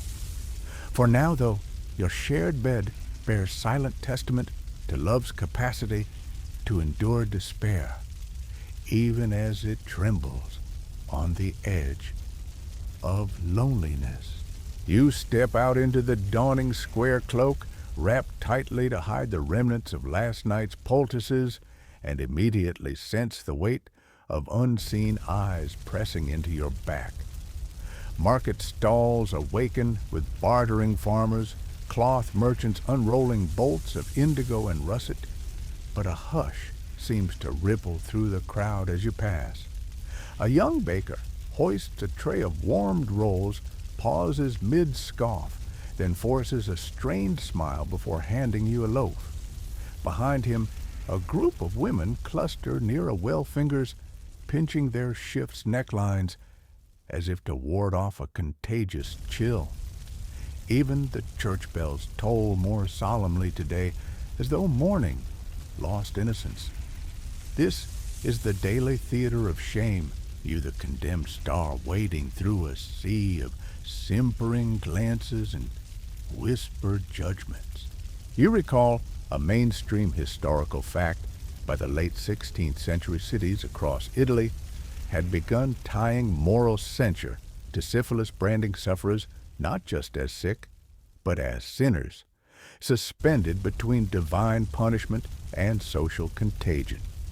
Local statutes in Padua and Florence mandated that known victims display a red cross stitched onto their garments, warning others of their defilement. Historians still argue whether these badges truly reduce transmission or simply deepen stigma, leading sufferers to conceal their illness and spread it further. For you, that badge is invisible, but no less powerful. Every finny-eyed stare brands you deeper than any embroidered cross could. You trudge down the cobblestones toward the apothecaries, hoping to secure another day's ration of comfrey for your rash. The apothecary's sign, an iron mortar and pestle, creaks in the morning breeze as you push open the door. A mastiff dog, chained to a post on the step, lifts its head, sniffing you before letting out a low growl. Inside the apothecary's thick wooden counter gleams with glass jars of dried lavender myrrh and mysterious powders. The apothecary, an elderly man with silver-gray hair and spectacles perched at the bridge of his nose, regards you from behind his desk. He gestures for you to approach. "Signor, your comfrey," he asks in a voice so soft you feel as though he's reading from the whispers that follow you like shadows. You present a coin purse overhead, 2 copper pennies, and a copper alloy token from the healer's glimmering cure. "Fragile pride," you murmur. Paying for comfort feels like selling your soul one leaf at a time. He counts the coins with deliberate slowness, glancing at your bandage-covered shoulders. You imagine him mentally tallying your moral failings alongside your need for healing. As he hands you a folded cloth of dried comfrey leaves, he leans closer. "Be discreet," he says quietly. "The magistrates have begun requiring those found consorting with the infected to be quarantined. I would not want to see you locked away." A fringe tidbit flits through your mind. Local lore claims that a corrupt magistrate once sold infected men as gladiators, sending them to the amphitheater as both punishment and spectacle. Scholars still argue whether any records truly confirm these grotesque games or if the stories are later embellishments meant to demonstrate official cruelty. You nod, exchanging a furtive glance. "I owe you my life," you whisper, though you know a payment of coins can never truly settle the debt of whispered complicity. You leave the apothecary and head toward the narrow lane that leads home, comfrey stuffed against your sternum like a fragile lifeline. In the corner of your eye, you catch a scrawled notice plastered to a wooden post. Those with sores or strange marks must report to the infirmary at dawn. Refusal invites harsh penalties. The edges of the parchment curl in the breeze, and a rat scurries underneath as though even vermin fear that edict. You press your hand to the post, flattening the notice for a better read. Sweat beads on your forehead, not from fever, but from dread. It seems the magistracy's benevolence teeters on coercion. Every pitiable banner they display hides a whip crack behind closed doors. You pass a group of tailor apprentices measuring a bolt of brown wool. One of them notices you and snorts. His friends follow his gaze, interest piqued by that telltale pallor on your cheeks. You quicken your pace, head down, recalling the chesty cough you've tried to suppress since dawn. A light joke crosses your mind. I'd rather be measured for a fine tunic than measured for a coffin. But the laughter dies in your throat. You round a corner and almost collide with a young priest at the edge of an alley. He wields a small cross of polished wood, murmuring prayers in Latin. He moves aside as you approach, eyes flicking to your cupped body. Another burdened soul, he intones, voice heavy with pity. "May God have mercy on you." He holds up a hand palm outward as though to keep sin at bay. You nod, head bowed. Accepting this pseudo-blessing feels like swallowing vinegar, but it is better than floggings or forced exile, which you've heard have befallen some. Your footsteps carry you to a watering trough near the city gate, a midday haven where worn travelers pause. You dip your hands into the cool water and splash your face, relishing the temporary reprieve. A soldier in steel greaves and a polished breastplate stands sentinel nearby, drinking from a leather flask. He presses a finger to his grayed beard and surveys you with suspicion.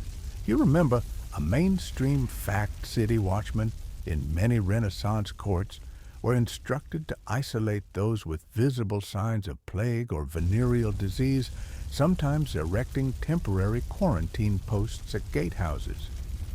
Historians still argue whether these measures achieved any significant public health benefit or merely created pockets of misery. That soldier's gaze pierces you like a spear.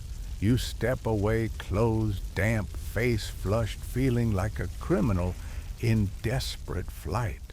Across the street, a village magistrate's scribe inscribes names into a ledger under a shaded portico. Alessandro Male lesions on chest quarantine ID 227. You glimpse your own name on a torn scrap tucked into his side pocket.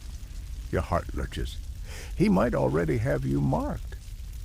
You duck into a darkened alcove, leaning against a cool stone wall, hoping the mid-afternoon shadows shield you from prying eyes.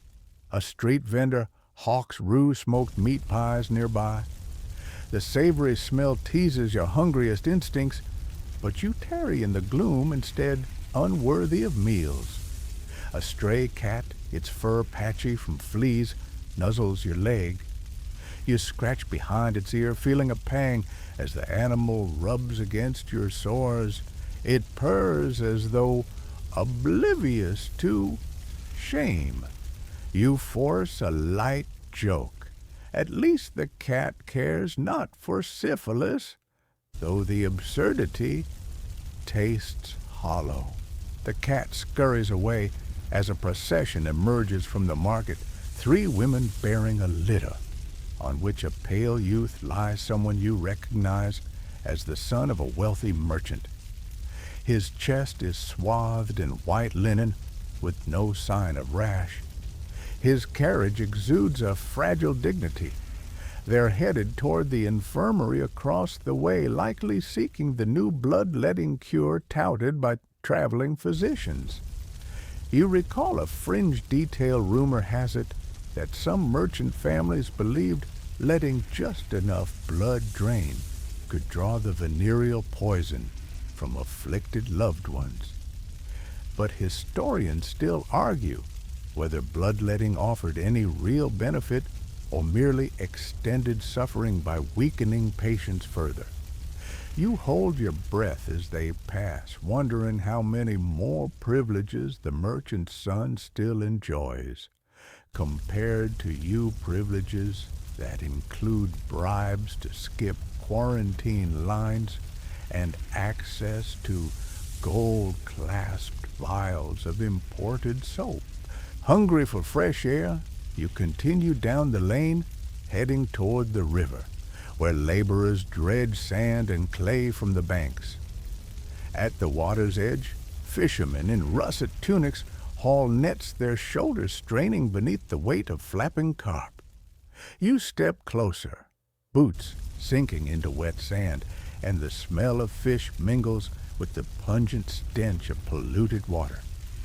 Watching them forget their woes for a moment, focused on the catch, stirs envy within you. Fishing is honest toil. It does not brand you as impure. A coarse-voiced man approaches, dragging a wheelbarrow overflowing with charcoal. His eyes flick to your pustules, then he spits an oath and shoves off. You flinch as the cart's wheel tears along the rutted path, splintering wood like a dagger. He reminds you of common folk, at-large people, who would rather condemn than understand. You kneel to scoop a handful of sand, rubbing it between your fingers, imagining it might scour your skin clean of moral taint, if nothing else. The sun shifts lower, and the sky blushes orange. You gather yourself and head back along a quieter street, seeking solace in the narrow, shadowed passages. In one neglected courtyard, you find a group of children playing marbles. They don't notice you at first, too engrossed in their game. But when one shouts at the marble's misstep, all their heads snap toward you. Their wide eyes reflect a mixture of fear and fascination, like seeing a specimen from some cursed bestiary. Your fingertips curl around the comfrey leaves in your pocket. You wish you could offer a blessing, but you suspect they'd flee at the sight. You recall how in earlier times street performers would sing tales of a giant with spotted skin who roamed plague-ridden villages. Some say those songs morphed into cautionary ballads, warning travelers to avoid cities where syphilis ran rampant. Historians still argue whether these ballads were pure invention or based on actual bedraggled sufferers. Whether myth or reality, the scarlet ink lyrics echo in your mind. He who kisses lips unseen invites the spotted fate. The children's hurried departure confirms the power of rumor and rhyme. As dusk edges into night, torches are lighted along the main thoroughfares. You make your way home, each flicker of flame casting elongated shadows that twist like serpents. The night breeze brings a cool reprieve, but also intensifies the scent of charred oak and stale urine lingering in street gutters. You approach your front door, careful to avoid drawing attention. Through a small crack, you glimpse Lucrezia arranging candles around a simple wooden table. The soft glow seems to ward off the creeping darkness beyond the doorway. You slip inside, closing the door behind you with the gentlest of clicks. The hush is a relief. No condemning glances, no whispered threats. Lucrezia looks up, worry etched into the lines of her face. "They called for your name at the city gate," she whispers, voice trembling. "Quarantine patrols are searching for tomorrow's roundup." Your chest tightens. A forced laugh escapes your lips, fashion trends aside. "I refuse to be the Red Cross man of the city." The joke lands with muted impact. You see the fear in her eyes deepen. She sets a cup of watered wine on the table, her hand quivering as she pushes it toward you. You take a sip, the bitter tang reminded of last evening's fermented grapes, the fleeting comfort you craved. Lucrezia sinks onto a stool, gathering the thin shawl around her arms. "They'll come for you," she says, voice cracking. "If we don't hide you in the outskirts, they'll lock you away. You consider your options: flee into the countryside, hide among sympathetic relatives, or face the magistrate's cold mercy. Each thought tastes of futility, yet escaping seems your only currency of freedom. A candle guttering sends a slender ribbon of smoke upward. You reach across and clasp her hand, warm and rough, a tether to the world beyond your shame. "I will not let them take me without a fight," you say softly, though your heart quivers as though caught in a net. She squeezes your fingers, nodding. "I'll bury our past if I must," she whispers, an oath that tastes like both hope and death. Night settles in velvet swaths, and the world outside your door seems to hold its breath. A lone owl hoots in the distance, a sound that stirs old prayers. You kneel to share the wine with Lucrezia, one cup between two hearts. The liquid burns down your throat, momentarily banishing dread. You recall that in some villages, priests blessed the first sip to ward off infection's evil, a humble ritual of faith over despair. Historians still argue whether these blessings held any efficacy or simply offered a sliver of hope in fatal darkness. You stand and gather some cloaked garments, a hooded mantle worn by your mother, before you patched trousers from childhood, a belt etched with family crest. These you will hide beneath floorboards or stash among Lucrezia's linens. Tomorrow, you'll slip into the night before dawn.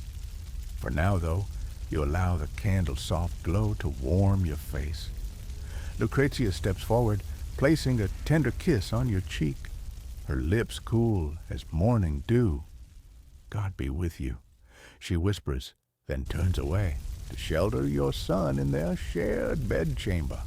You linger in the doorway, watching her silhouette braid mother and wife into a single presence unbroken by fear.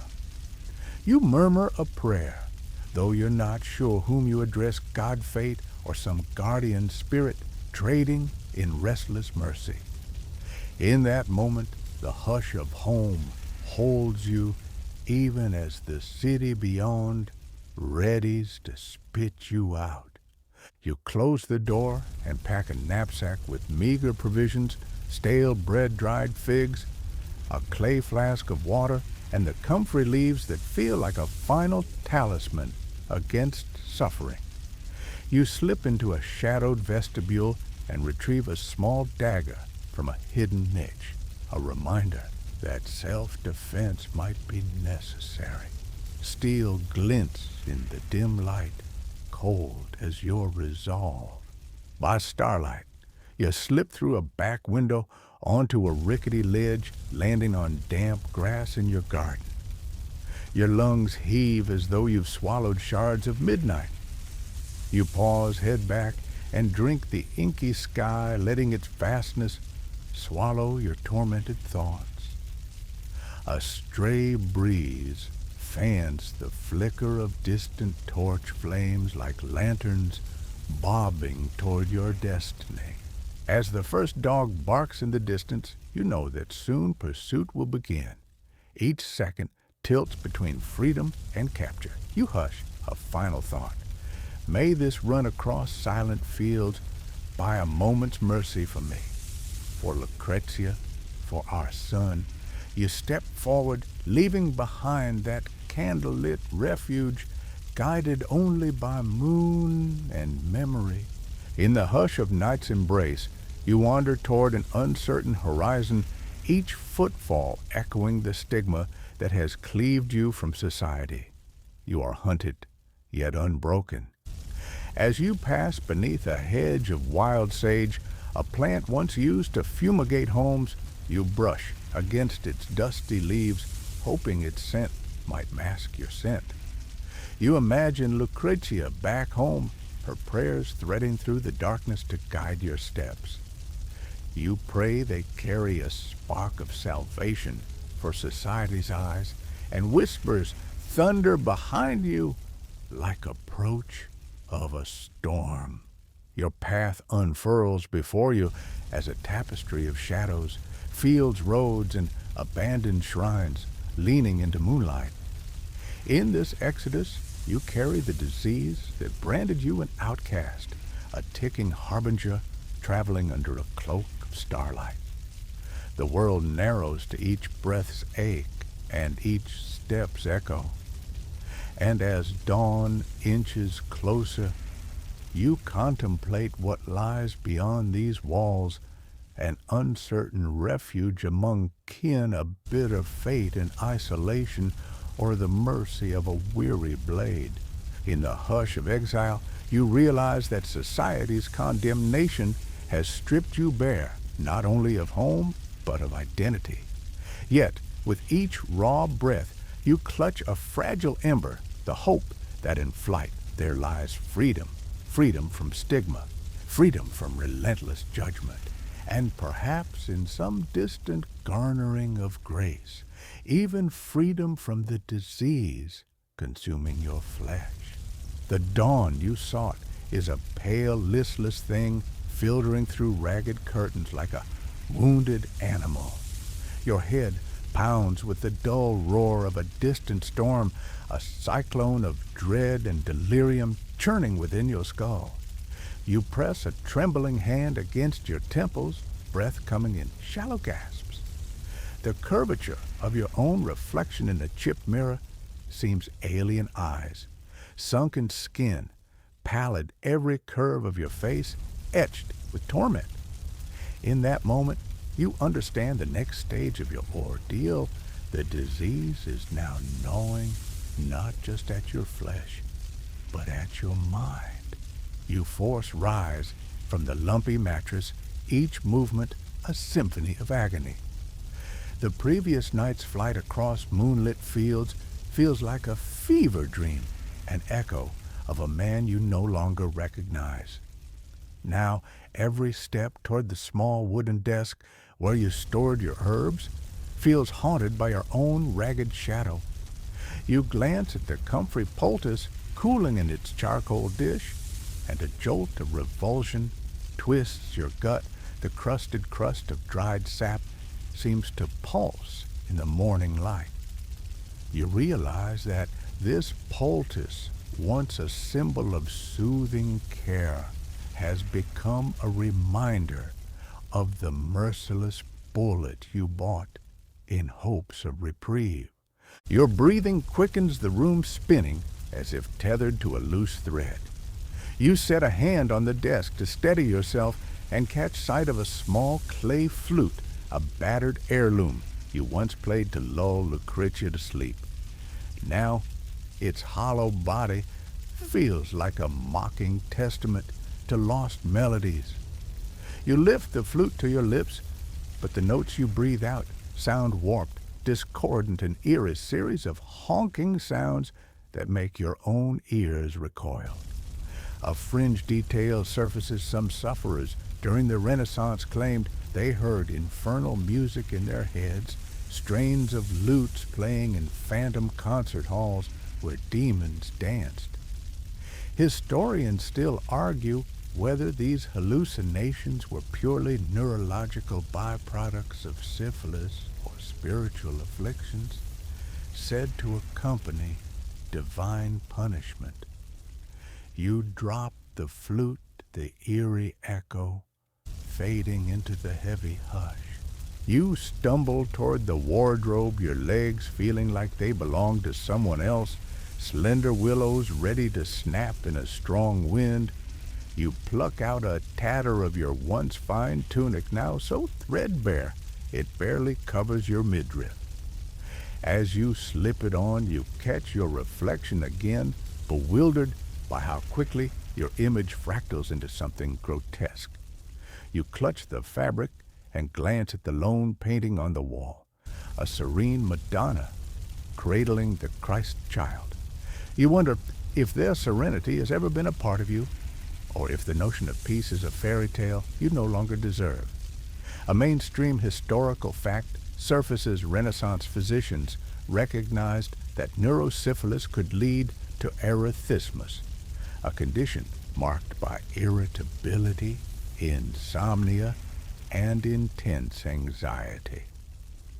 Historians still argue whether they understood these symptoms as a distinct stage of syphilis, or simply lumped them under general melancholia. However they labeled it, you feel that particular madness coiling around your mind like a serpent. You slip outside into the courtyard, not to gather water or tend to your child's future, but to gulp fresh air before you slip into the dark waters of your own psyche. The courtyard is still, but you sense movement behind the stone walls, slivers of moonlight suggesting watchful eyes. Your pulse rattles like a poorly tuned drum. They watch me, you whisper to the creeping vines above. They wait for me to collapse. A light jest surfaces, though it tastes bitter on your tongue.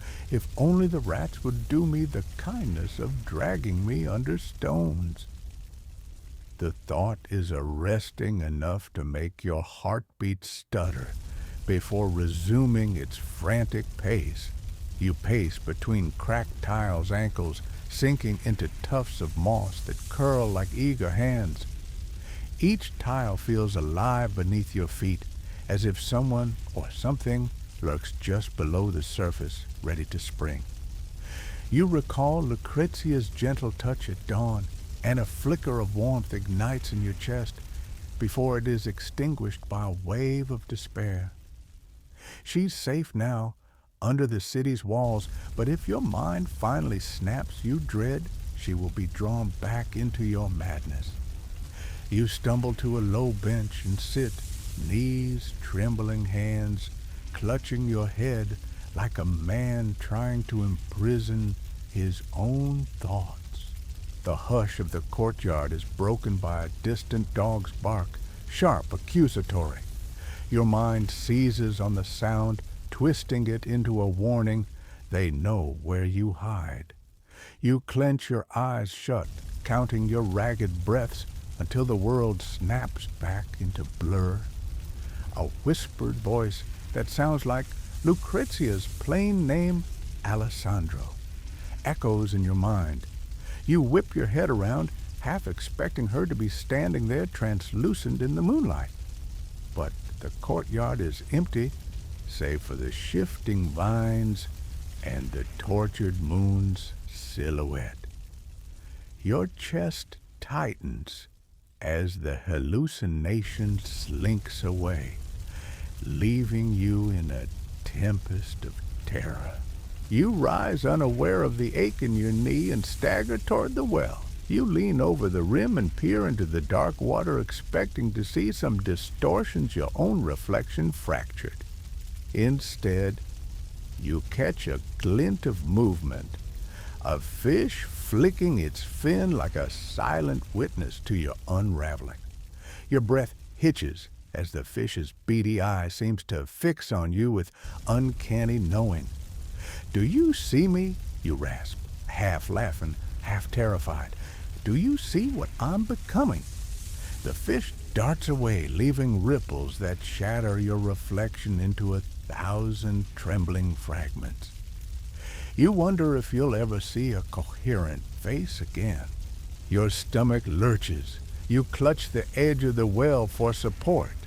Nausea bubbles up as though your stomach believes your mind has already reached its nadir. A fringe tidbit surfaces certain healers claimed that water from wells boiled with hellebore could induce purging, physically and mentally cleansing the patient. Historians still argue whether hellebore's powerful purgative properties ever truly alleviated neurosyphilis or simply dragged innocent victims into more debilitating stupors.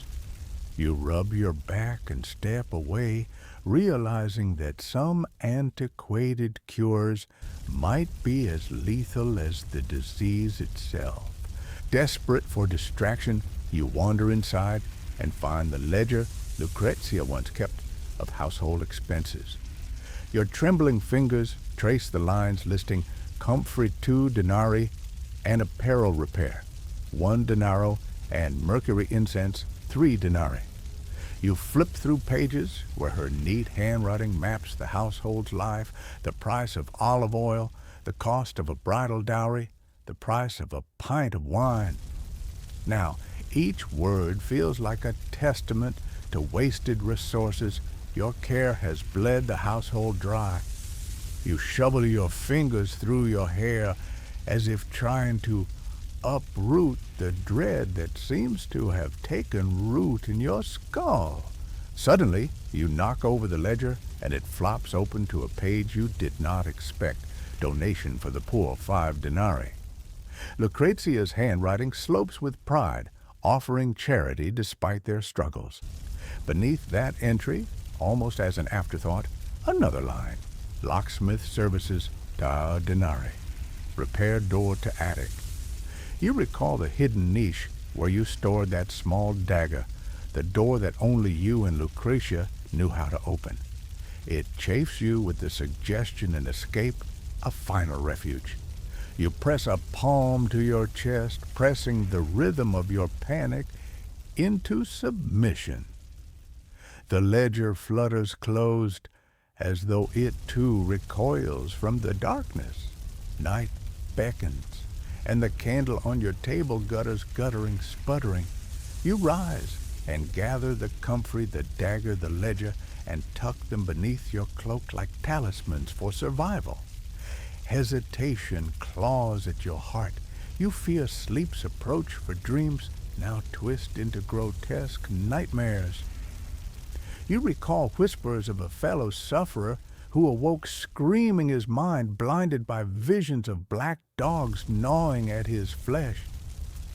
Historians still argue whether these black dog hallucinations were literal visions of madness or allegorical guilt haunting the sinful. The memory of that tale propels you toward action. You must keep moving, keep watch, or risk the abyss, swallowing you. Before leaving the courtyard, you slip a hand beneath a loose flagstone and retrieve a small damp cloth wrung from the well, a piece of linen Lucrezia used when bathing Marco at dawn. The cloth smells of dewy grass and infant hair. You tuck it into your tunic at talisman to anchor you to something pure. You whisper your son's name, imagining his soft coo. If only you could hold him one more time. For a moment, the ache of your mind eases, replaced by a yearning so sharp it feels like a blade slicing through fog. Silently, you slip through a side gate that leads to the riverbank, your childhood solace now an accomplice to your torment. By moonlight, you wade into the water until the gentle current laps at your waist. The water laps around you with a cold embrace like a lover's arms you once cherished. The river moves steadily, washing away grime, but tonight you wonder if it can wash away your anguish. You lift your arms, letting the current circle your wrists and ankles. You peer at your reflection eyes, rimmed with fever cheeks, hollow mere wraith stretched over bones, and you wonder who that person is. You run a trembling hand across the surface, watching ripples distort your image. The world seems distant, and detached boats drift afar. Fishermen's lanterns flicker like dying stars, and reeds sway as though bowing to some unseen force. You swallow the lump in your throat, a mixture of awe and despair. If the river could speak, what would it tell you? That life flows on, oblivious to human agony. That time is a cruel river, guiding you inexorably to oblivion. A fish darts near you, its silver flank flashing beneath the moon. You jump. The cold water stings. You realize you're holding your breath, afraid to exhale lest the world collapse under your weight. Then you let out a slow, shuddering sigh, reveling in the frigid shock that anchors you to the present. No delirium, no hallucinations, only the snap of reality settling onto your senses. You rectify your posture, returning to the bare edge where sand meets river. The shoreline holds your footprints, temporary scars that will vanish with the next tide, an apt metaphor for your own mark on this world. You glance upstream toward the flicker of distant lights, a reminder that life continues beyond your torment. You feel your pulse, slow rhythm returning, as though the river has baptized you in sobriety, if not in cleansing. A stray gust rustles the reeds, and the choir of night insects begins their song, a low hum rising like prayers. You close your eyes, letting their chorus wash over you, weaving itself into the cadence of your battered heartbeat. Somewhere the nocturnal world thrives. Frogs croak, bats flit through the air, and distant church bells toll the hour. You let that symphony settle into your bones, casting out the worst of that gnawing madness. When you open your eyes again, your reflection has returned to shape, a man still marked by disease, but with a flicker of life rekindled in his gaze. You realize that amid the swirling tempest of illness and despair, there still exists a strand of resilience, a refusal to be wholly undone. Your ribs ache, your mind darts like a trapped bird, but the river's pulse courses through your veins, whispering that you are not yet vanquished. You step from the river's edge into the sand shoulders, stealing against the chill. The comfrey poultice under your robe soothes your pustular chest, but the balm you truly need is the newfound resolve blossoming in your chest. The dagger at your hip weighs heavier, now not a weapon, but a reminder of desperate choices and the value of life's tenuous thread. You press a hand to your chest, feeling it flutter a fragile heart, still beating, teaching you that madness may knock, but you can still choose to stand. As the moon dips toward the horizon and the first whispers of dawn paint the sky in bruised purples, you turn away from the river's hush. You head back through the courtyard, your footsteps deliberate. Each tile holds the echo of your pain, but also the echo of survival. Lucrezia and Marco await you alive, breathing, believing in you, even as despair threatens to swallow all hope. You slip back into your home and close the door, the hush a sanctuary from the world's clamor. You hesitate in the threshold, breathing deep, letting the scattered moonlight trace the lines on your face. Then, with determined steps, you approach the cradle's edge and see your son's chest rising and falling. You dare not touch him. Your shame stings more fiercely than the pustules under your robe. You make a silent vow. As long as you draw breath, you will fight this infection not only for yourself, but for them.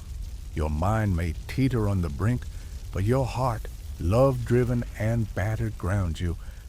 Outside, the day beckons with it another wave of betrayal, fear, and whispered condemnations. But tonight, you have reclaimed a shard of clarity from the river's embrace.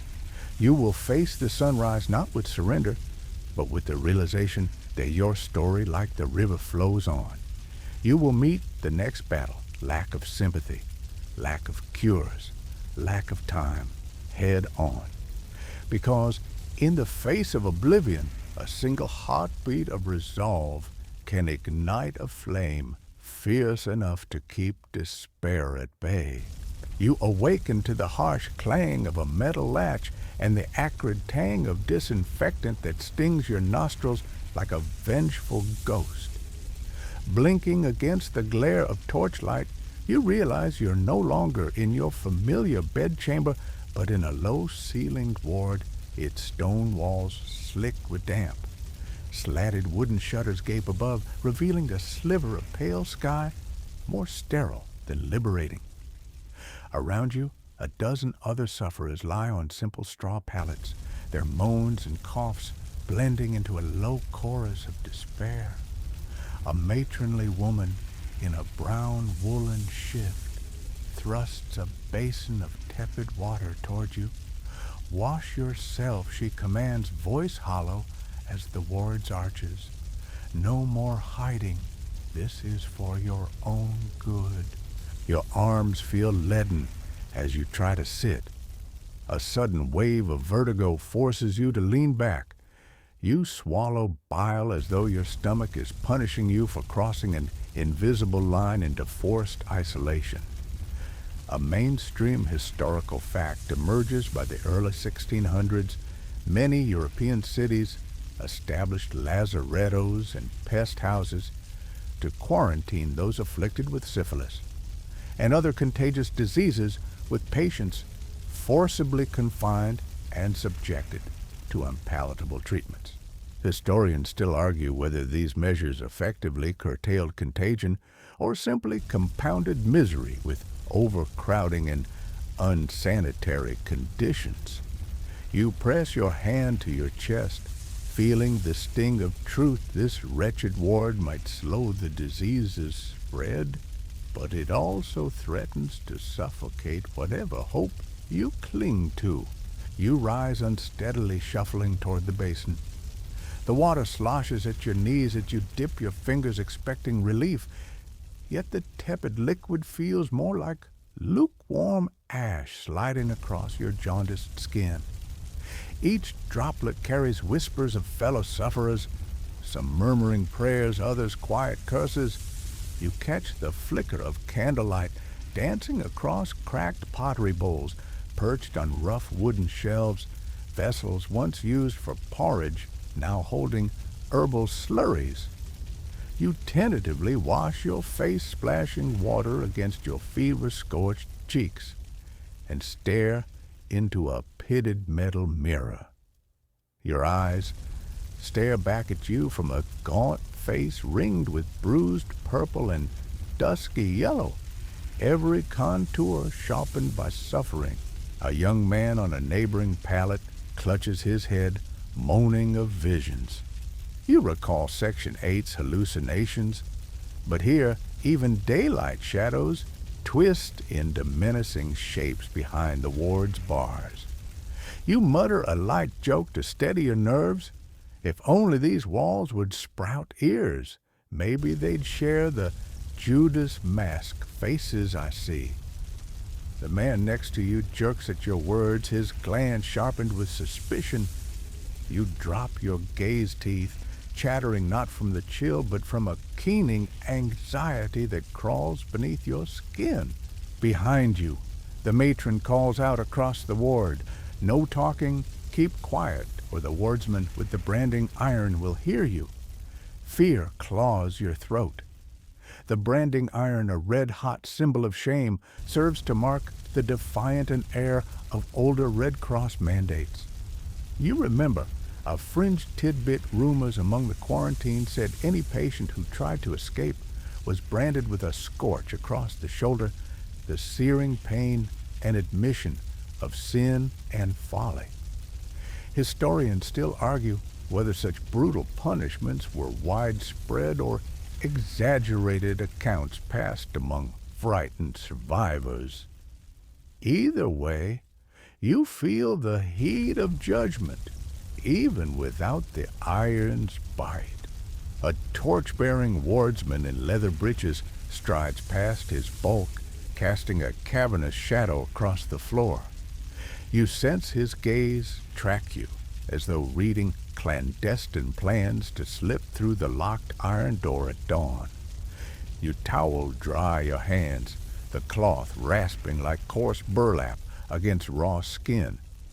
The matron smacks the basin with a gnarled knuckle. "Leave that bowl outside." Next, you place the basin on a chaired stool, dented and splintered, and curl back onto your pallet. Your muscles tremble, not from cold, but from the knowledge that here refugee has turned to prison. You attempt sleep, but the ward's stillness hums with latent terror. A distant moan crescendos into a shriek, an older patient racked by delirium. You press the blanket to your mouth, stifling a whimper as he thrashes, arms splayed like a crucifixion in reverse. A nurse approaches brandishing a leather strap and subdues him with swift jerks. You turn your head, stomach roiling, and recall the fringe detail that some lazarettos routinely used, flogging to drive out demons from delirious patients, an echo of earlier bloodletting rituals. Scholars still debate whether such cruel practices were fringe anomalies or normative cruelty rationalized by the medical authorities of the age. The shrieking patients subside silence, returning like an oppressive tide. Through a high barred window, you glimpse a guard pacing outside, spear in hand and helmet cocked to one ear, alert for escapees. You realize that any glimpse of freedom is dulceur, a cruel tease. You huddle under the rough blanket, its fibers stiff with lice that feast on your sores when you doze. A salty tear trickles down, mingling with the scab on your temple. You recall the fringe rumor that lice, ironically, could keep headaches at bay by latching onto the fevered scalp. Some sufferers even tolerated their itching as a minor mercy. Historians still argue whether a controlled lice infestation offered brief respite or simply deepened the misery of isolation. You scratch your scalp reflexively, blood trickling as you break the scab. A piercing bell tolls echoing through the hallways like a summons to the next horrors. You stagger up, headlight, and shuffle toward a narrow corridor lined with iron cages ensnaring tormented souls.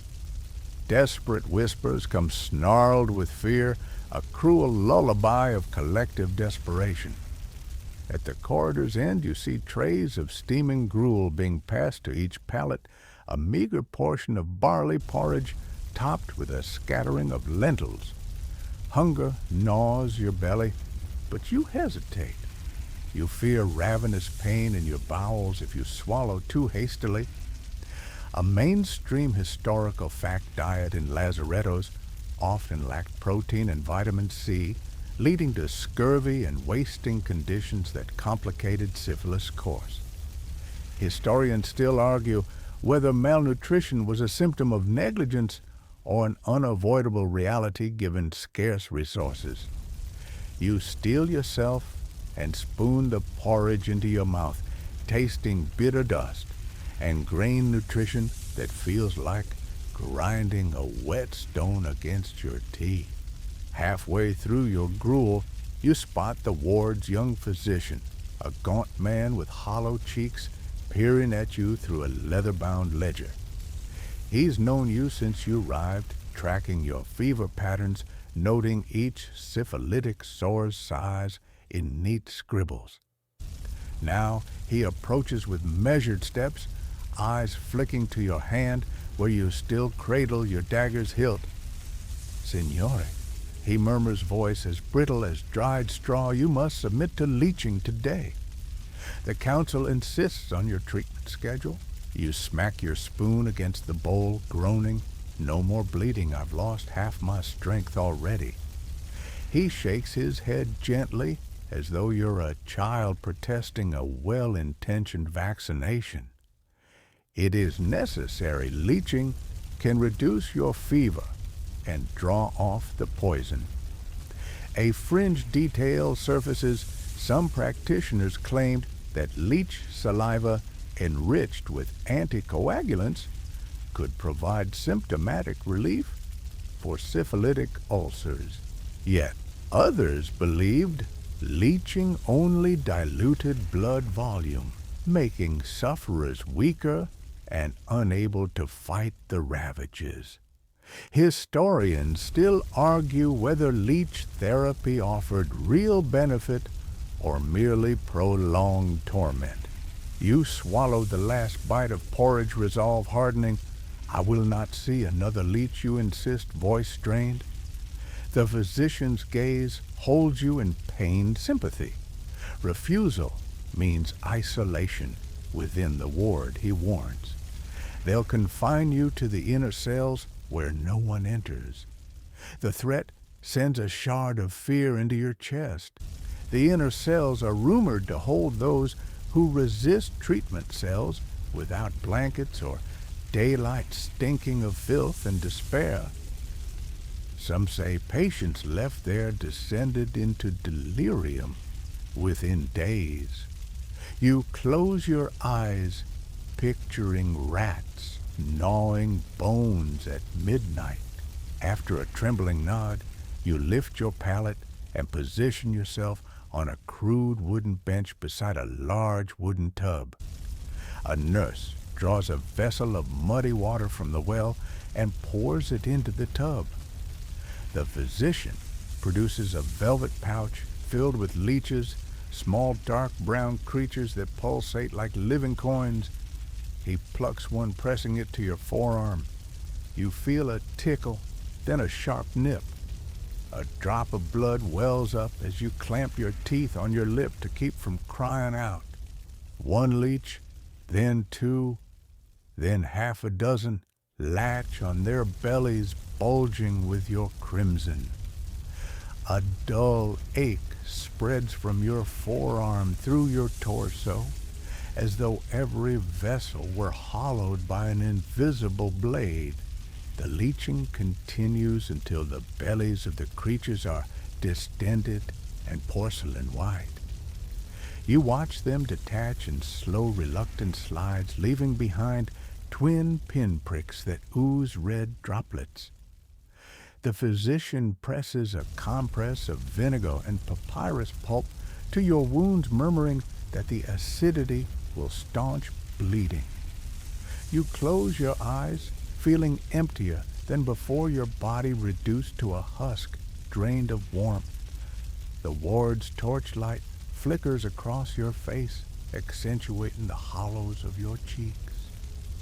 You sense delirium creeping in edges, softening. You lean back, arms dangling, as the world dissolves into a haze. The physician's voice echoes faintly, "Get some rest, signore. Tomorrow we begin mercury fumigation. A terror sharper than syphilitic pain slices through you. Mercury, the alchemical poison that mercilessly ambushed every cure with its own curse." You slip into unconsciousness, the ward's torchlight fading to a weak shimmer as you descend into fevered dreams where leech-bitten arms drip not with blood, but with tears of hopelessness. You stir at the sound of chanting voices rising in the courtyard, a psalm for the afflicted. A ward nun, her rosary clicking with each whispered Ave, moves among the pallets, murmuring comfort to the desperate souls. Her calm presence feels like a salve to your battered mind, a promise that compassion persists even here.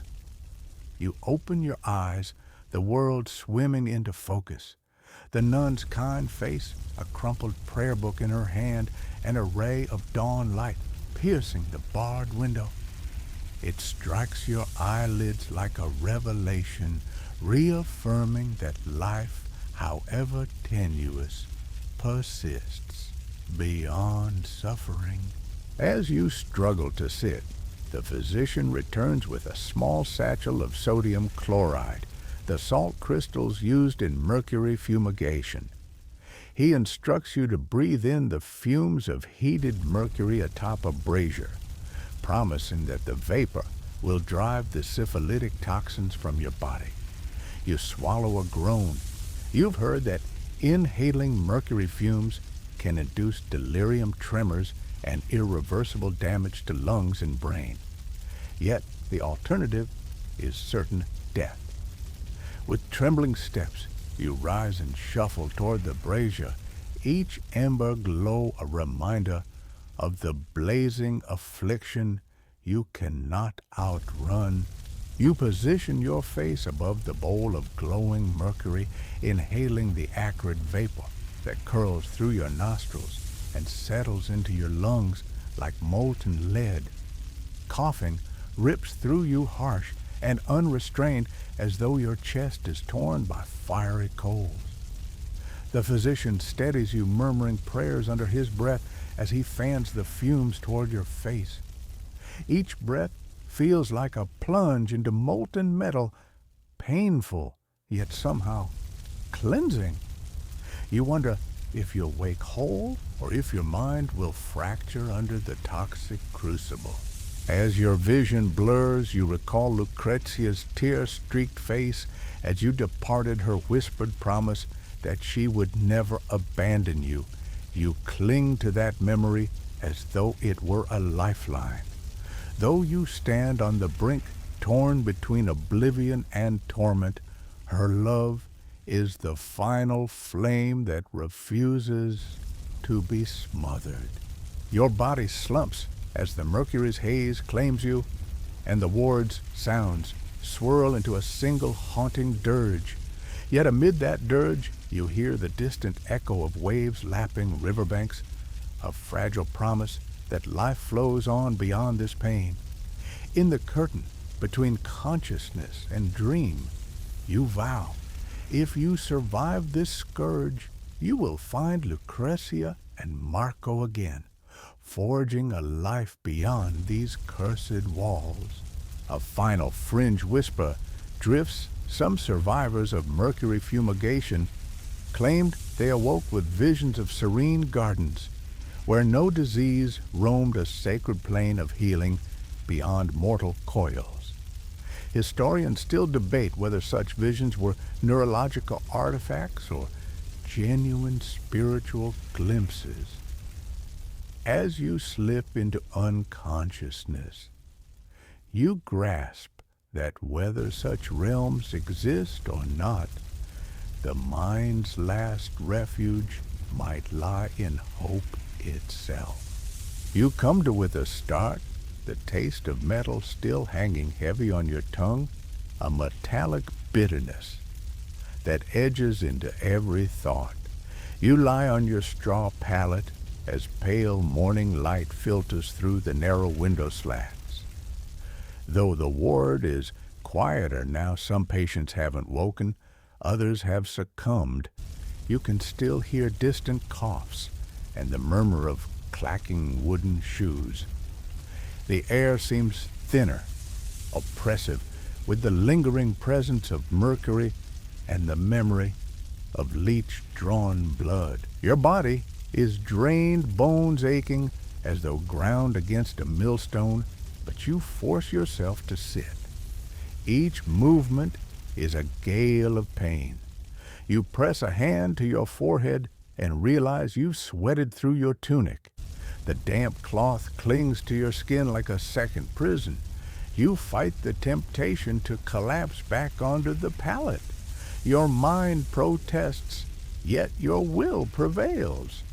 You must move. Stagnation here means death, whether by fever or despair.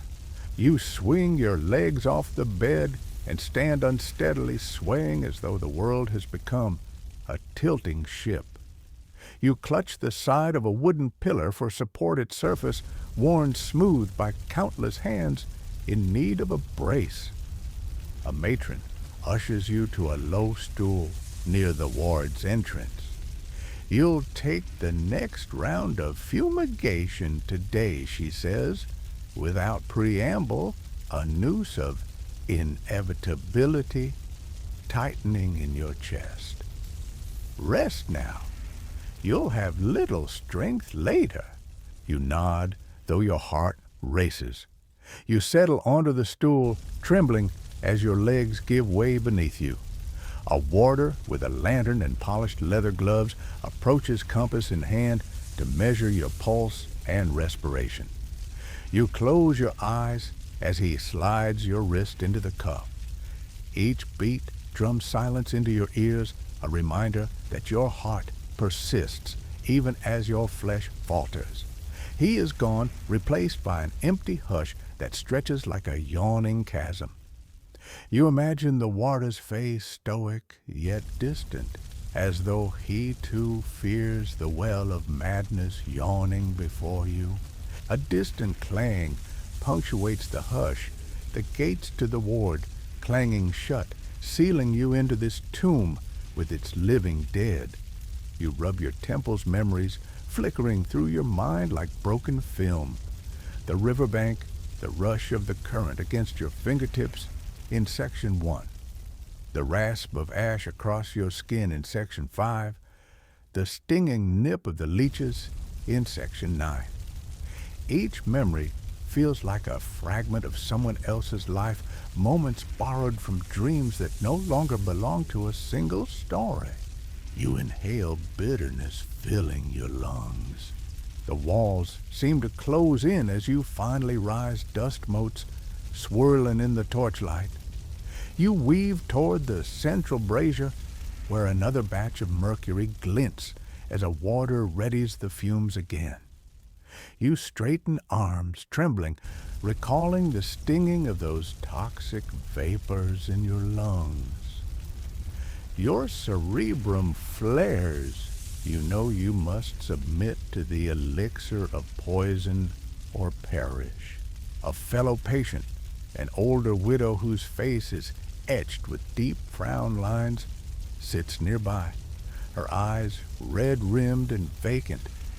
She speaks without looking at you. They say a good dose of mercury makes the spirits leave quicker. Her tone is matter of fact, as though she's reciting a shopping list rather than a fatal incantation. You swallow hard. Historians still argue whether Renaissance physicians truly believed mercury's efficacy or if its continued use stemmed from guild conservatism and economic interests. Still, despite every horror you've endured, you know you must not flee this burnished furnace. You must stand breathing in fire. Your legs quiver as you rise, and the widow presses a hand to your shoulder. Her touch is cool as marble. She squeezes just enough to warn you, don't lose hope. Some here recover, though rare. A light joke surfaces, so I raise the odds if I flirt with the burns. She manages a thin, tremulous smile before resuming her gaze on an unlit corner. You swallow the jest, allowing its bitterness to fortify you. At the brazier, the warder crouches lifting a copper kettle of molten mercury. You lean in, pressing your face to the rim of a shallow bowl perched upon burning coals. The mercury shimmers, a silver sea, roiling in heat. You draw a labored breath and lower your head closer until fumes swirl around your nostrils, tinged with the acrid scent of burning metal. A cough erupts from deep within you, harsh as flint striking steel. The warder stands behind, steadying your shoulders. You inhale again, each breath a violent assault. Agony blossoms in your lungs walls, of pain inching closer. But through the pain, a profound clarity takes root. This furnace of poison is your only chance. You close your eyes, willing the tremors in your limbs to still. A fringed tidbit gleams. Whispers say that if you recite a psalm while inhaling the mercury vapor, spares your mind from madness.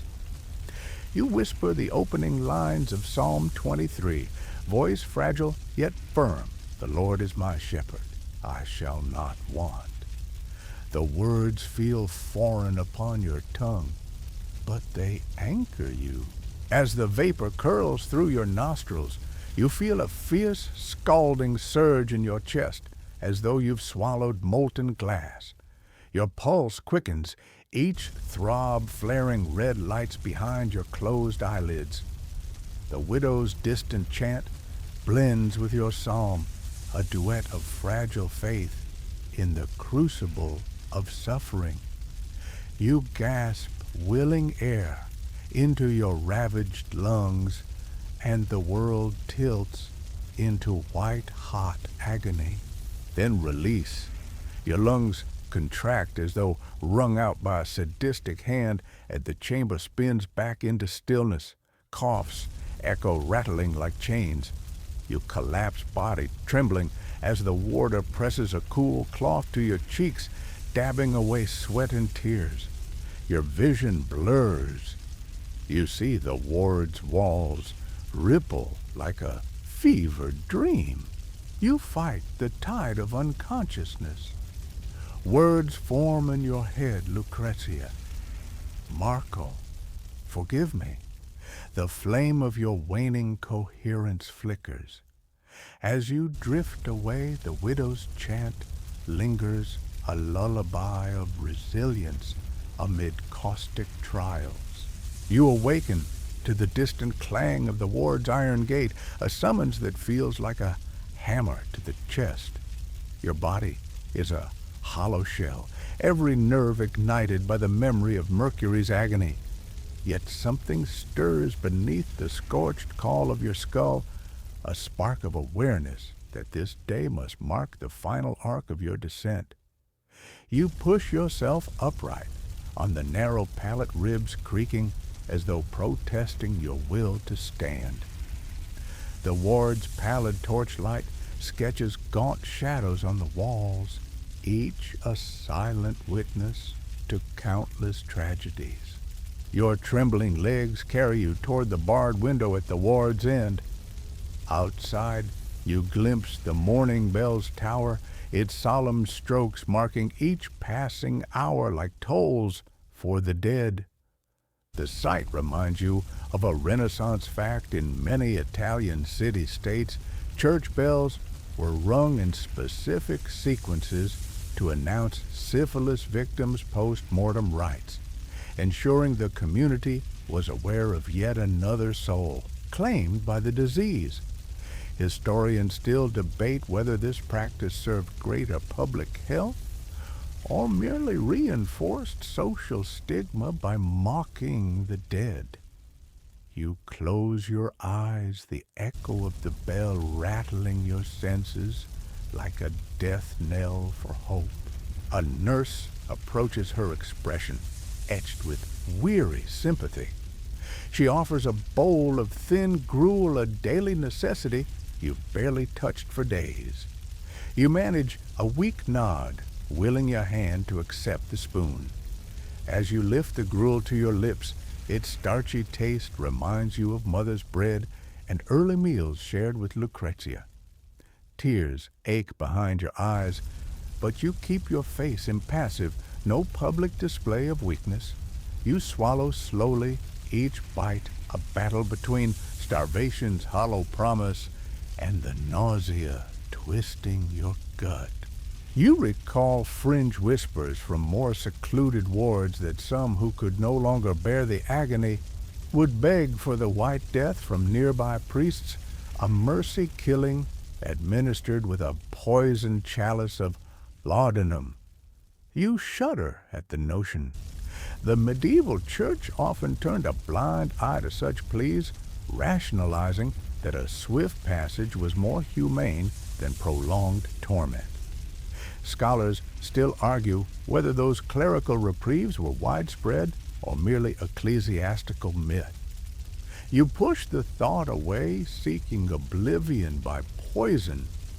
Feels like surrendering before your body has fully broken.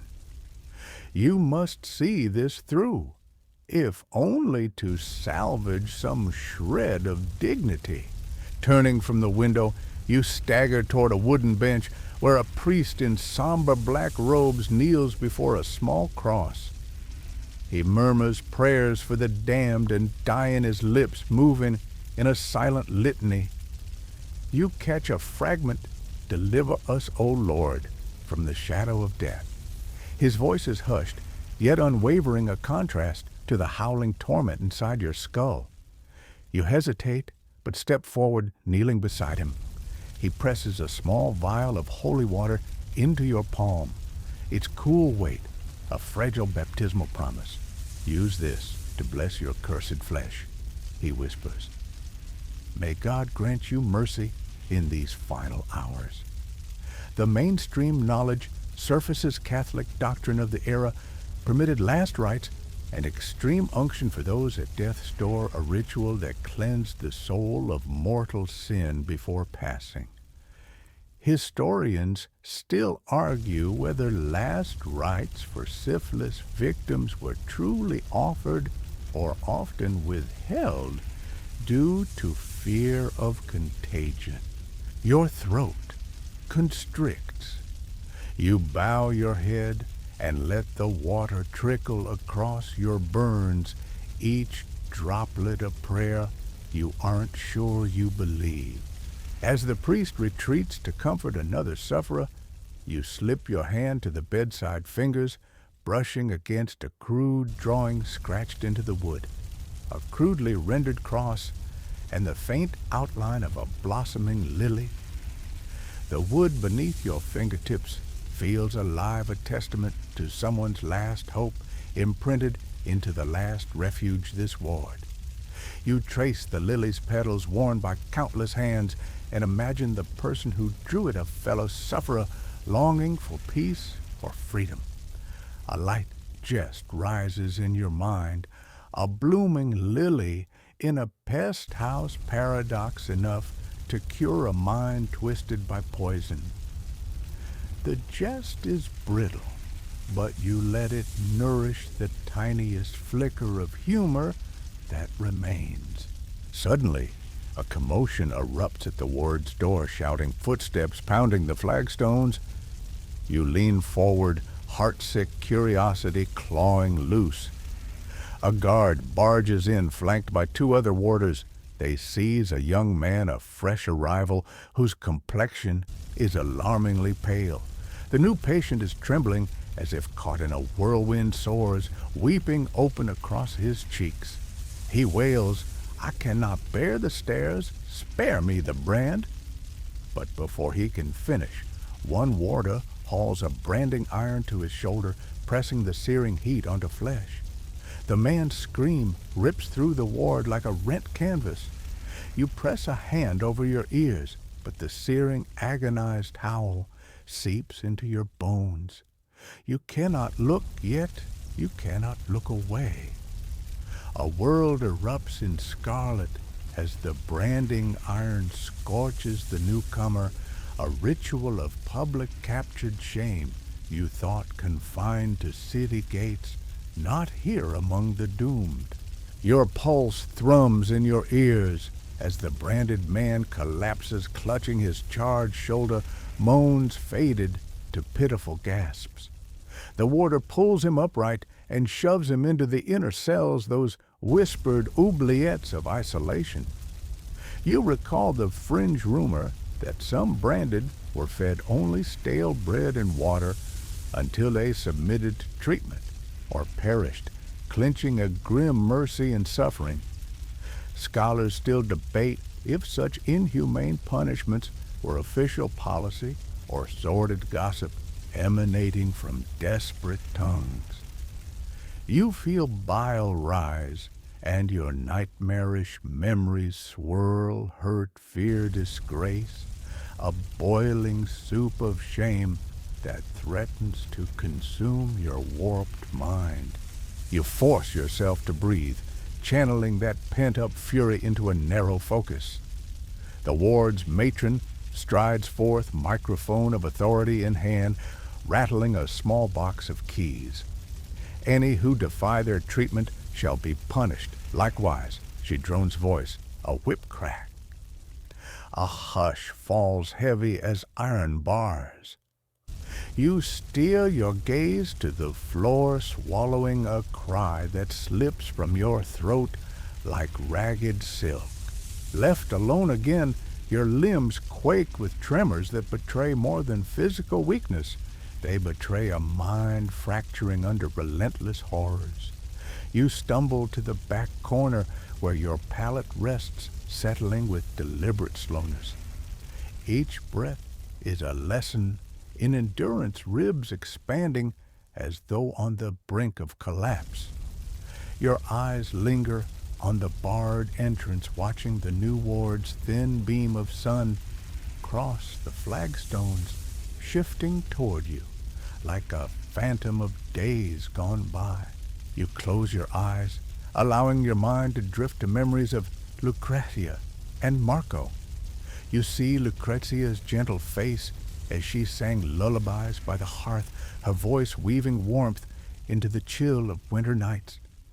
You see Marco's chubby fingers clutching a ragged stuffed toy, his laughter like wind chimes in spring. Despite the ward's clamoring agony, those memories shine as beacons, fragile yet unwavering. You clutch your chest as though holding the fragile flame of love against the winds of despair. In the dim half-light, you recall a mainstream fact. Renaissance physicians occasionally recognized syphilis's final neurosyphilis stage called general paresis, resulting in mania, dementia, and paralysis.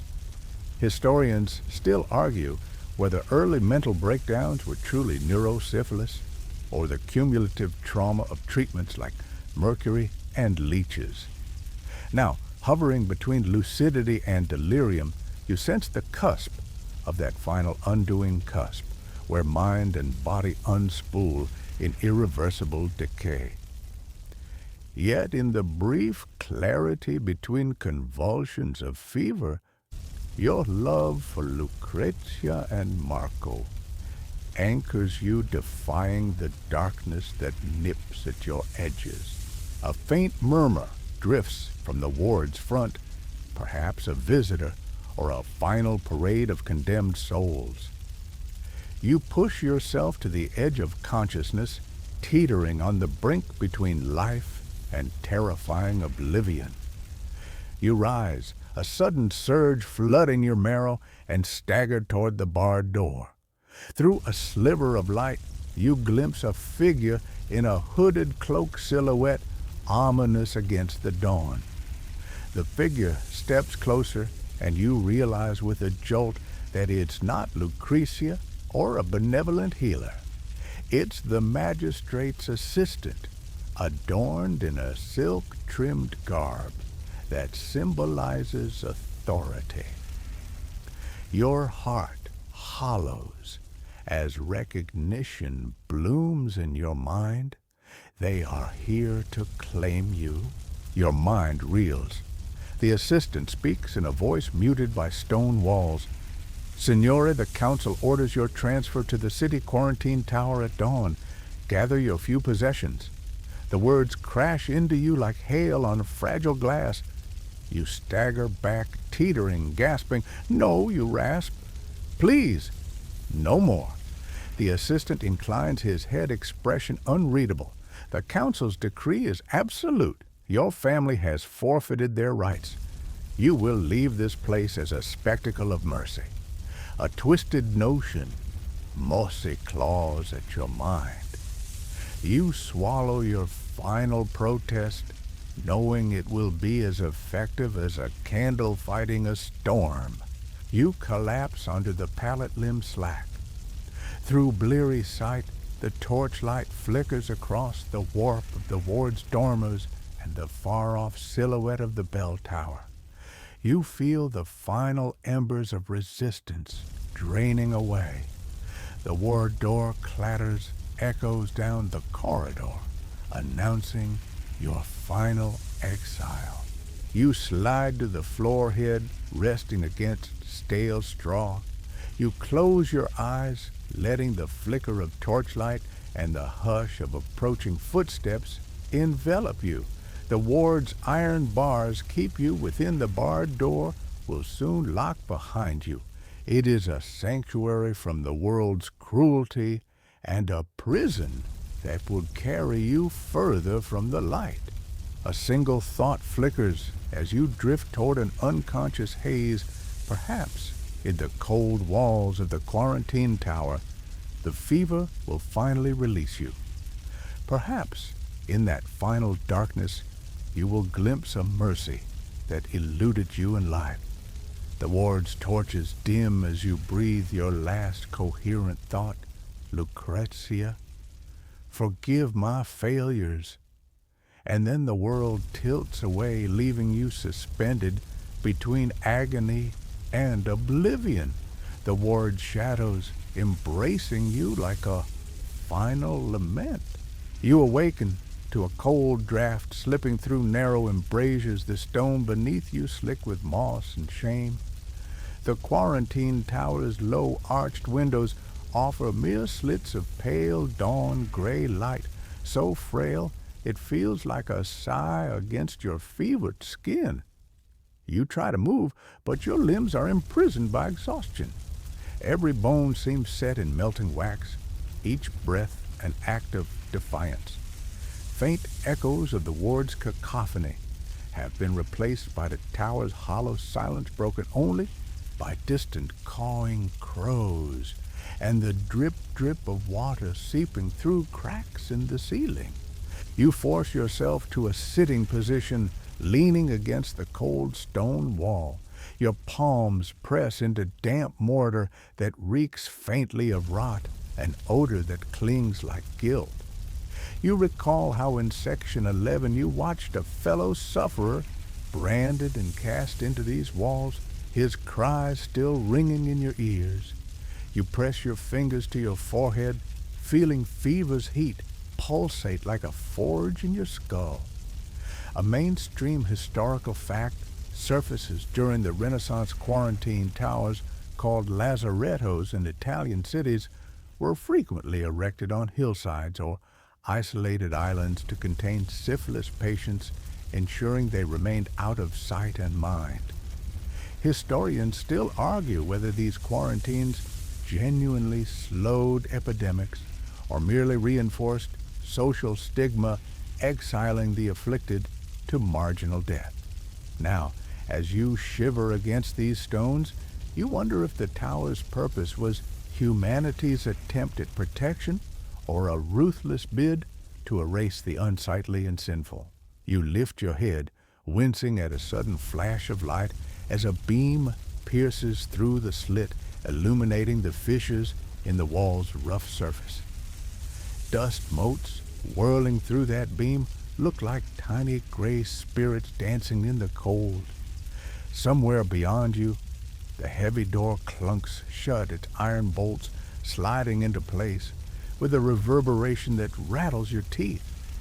You press a hand to the tower floor, feeling centuries of footprints pressed into the stone like ghosts of wanderers who never left. The silence is a heavy shroud, broken only by your ragged breathing and the distant tolling of a village bell marking midday, as though oblivious to the wretched souls sealed within these walls. Hungry yawns wrench your stomach, knots of hunger tangling beneath your ribs. You push yourself to all fours and crawl toward the corner where a chipped earthenware jug stands stained with algae. The water sloshes cold against your fingertips, the taste rancid with ages of neglect. You lift the jug and sip enough to moisten your parched throat. A bitter, earthy aftertaste reminds you of fields far from disease, of Lucrezia's well water drawn from the courtyard, a luxury no longer afforded. You set the jug down with trembling hands, feeling its weight like the anchor you've come to believe will drag you under. You gaze around the cramped chamber to bare walls, a narrow pallet of coarse straw, and a small pile of ragged rags in the corner meant to serve as bedding. No candles, no sign of a healer, no comforting words, only the stench of sickness and the echo of crows circling outside, awaiting your inevitable collapse. A fringed tidbit drift unbidden. Some tower inmates whispered that if you painted a cross of dung on your cell wall, your torment would be eased by warding off evil spirits. They claimed the stench itself scared away spectral demons. Historians still argue whether these dung crosses were penitent symbols or merely acts of desperation in the face of unrelenting agony. You shudder, imagining blackened crosses, smeared where mold patches lurk, fungal patterns weaving like curses. Your vision swims as fever spikes in that quivering haze. You remember Section 9's leeching and mercury fumigation, the fire that both purged and punished. You clutch at your pounding head, pressing knuckles into aching temples as though kneading the fever's coil. A light joke edges through the haze. If only I could leech myself of these headaches with pigeon guano. At least it would smell less like burnished metal. The hallucination fades as coughs erupt from below the sound, ragged like broken reeds. You lean forward, nuzzling a patch of damp straw, wondering if you might vanish into it entirely. You manage to pull yourself to the small window slit and peer out. Below the village sprawls like a festering wound, plumes of smoke curling from thatched roofs, as townsfolk go about daily tasks, oblivious to the tower's human tomb. A group of children chase one another between cornstalk fences, laughter carried up on the breeze like innocence' war cries. In that echo of joy, a pang of longing twists your heart for Lucrezia's laughter, for Marco's shrieks at chasing chickens in the courtyard long ago. You press your cheek against the cold stone, closing your eyes, and letting the children's laughter wrap you in a memory that feels both fragile and fierce. You turn from the window and slump back onto the pallet, drawing your ragged cloak around your shoulders. The drooping rags tang against your ankles like a damp reminder of the world you've lost. You try to swallow, but the effort spawns dizziness. The fever roars anew, and you fall into a fitful half-sleep. In your fevered dream, you're back on the riverbank where our story began, moonlight dancing across water river riffles, tickling your feet. But the river is muddied with black oil. The water curls around your toes like a tendril of smoke burning cold. You lift your head to call for Lucretia, but her face dissolves into swirling ash. You wake with a cry, chest heaving, limbs weak as newly hatched chicks. As dusk descends into the tower, muted tones of purple and gray flicker through the window, a haunting dusk that seems to deepen the shadows, sprawling across the floor. Hunger gnaws at your belly anew, but you recall that the warder brings only a crust of stale bread and a draught of cold water, once before nightfall. You lie back, every bone vibrating with tremors. The whisper of footsteps reaches your ears, perhaps another patient, or the guard on rounds. But as the steps draw nearer, you recall the law once inside the tower. No further visits are permitted. You hold your breath. The footsteps continue down the corridor and fade. The heavy door slams, sealing you in solitude. A sudden gust from the barred window extinguishes all but a faint sliver of dusk light. Darkness, thick as wool, settles in around you, and the silence deepens into something alive, like the far-off beating of wings. You can almost hear your heartbeat, a solitary drum marking time against the abyss.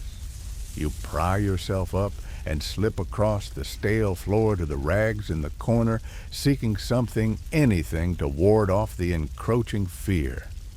You find a tattered cloth, a scrap of linen, once soaked in comfrey poultice.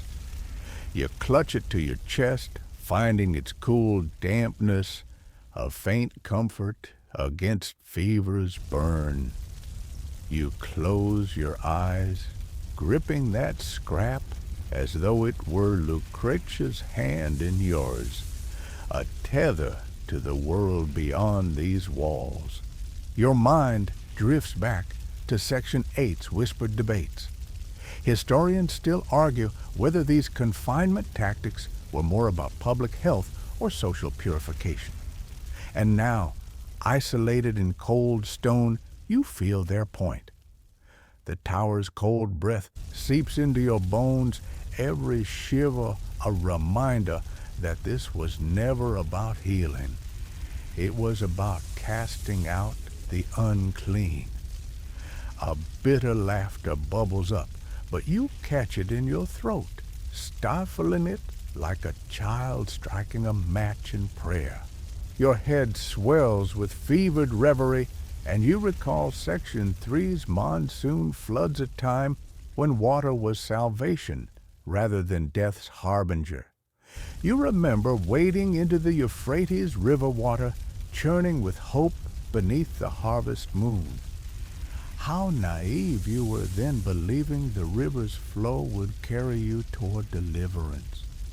Now here in this stone cell, water is rationed, acrid and precarious, just enough to sustain the shell of your body for a little longer. A distant nightingale's song drifts in from somewhere impossibly sweet and out of place. You lift your head, searching the inky black beyond the bars. The bird's song warbles with unexpected clarity, as though singing, directly into your soul. For a moment, the tower's walls fade away, replaced by the memory of spring nights when you and Lucrezia leaned beneath a star-swept sky, listening to nightingales weaving lullabies. You half smile, feeling tears burn behind your eyes. In that memory, you taste freedom and tenderness, luxuries denied within these grim walls. The nightingale's song fades, the darkness reclaims its kingdom, and you lie back, eyelids fluttering. Hunger gnaws, fever roars, and yet, in that shadowy corner, you feel a spark of defiance to survive this siege leveled against mind and body. You focus on that spark, coaxing it into a flicker, then a candle, then a low flame. You imagine that nightingale's voice singing across time, urging you onward. As the torch flickers outside your window, you acknowledge the tower's dual nature, a tomb and a sanctuary. Here, the world cannot touch you, cannot shame you, further, cannot brand you again. But neither can it save you. You cradle that frail hope, feeding it with thoughts of Lucrezia, her gentle hands, her unwavering faith in you. You whisper her name, lips dry, voice raspy as broken reeds. Lucrezia, you breathe, I will see you again. And as the tower's darkness presses in, you embrace the thin cord of hope clinging to it as though it were a life raft in a storm-tossed sea. The night deepens. The tower stands silent, but for your ragged breathing. You lie back, pressing that ragged cloth to your chest, feeling its faint coolness against fevered flesh. Somewhere dawn waits, perhaps another sunrise beyond these walls. You do not know if you will live to see it, but deep within you, stoke the spark of defiance, letting it warm your soul against the chill of death's approach. You cannot change your fate, but you can shape the manner of your passage, refusing to surrender wholly to despair. The first light of dawn finds you curled against the damp stone, every limb numbed by exhaustion. Yet within your chest, a flicker of awareness persists. You force yourself to a crouch, feeling the sting of raw flesh where sores have cracked and crusted. The tower's door, once a barrier of doom, sits ajar as though left unsecured by a compassionate or distracted guard. You push yourself upright on unsteady legs, mind fogged by fever, yet determined. In that wavering half-light, you sense a thin ribbon of possibility escape, or at least a chance to slip beyond these walls before death claims you. You step into the narrow corridor, each footfall echoing against the cold stone floor. Cloaked torches line the hallway, their flickering flames casting monstrous shadows that writhe like hungry spirits. A chill gust finds you, and you draw your ragged cloak tighter, its tattered hem brushing dust motes into swirl. You wonder if the guard's negligence is designed a grim mercy in these final hours, or a lapse that fate now invites you to exploit.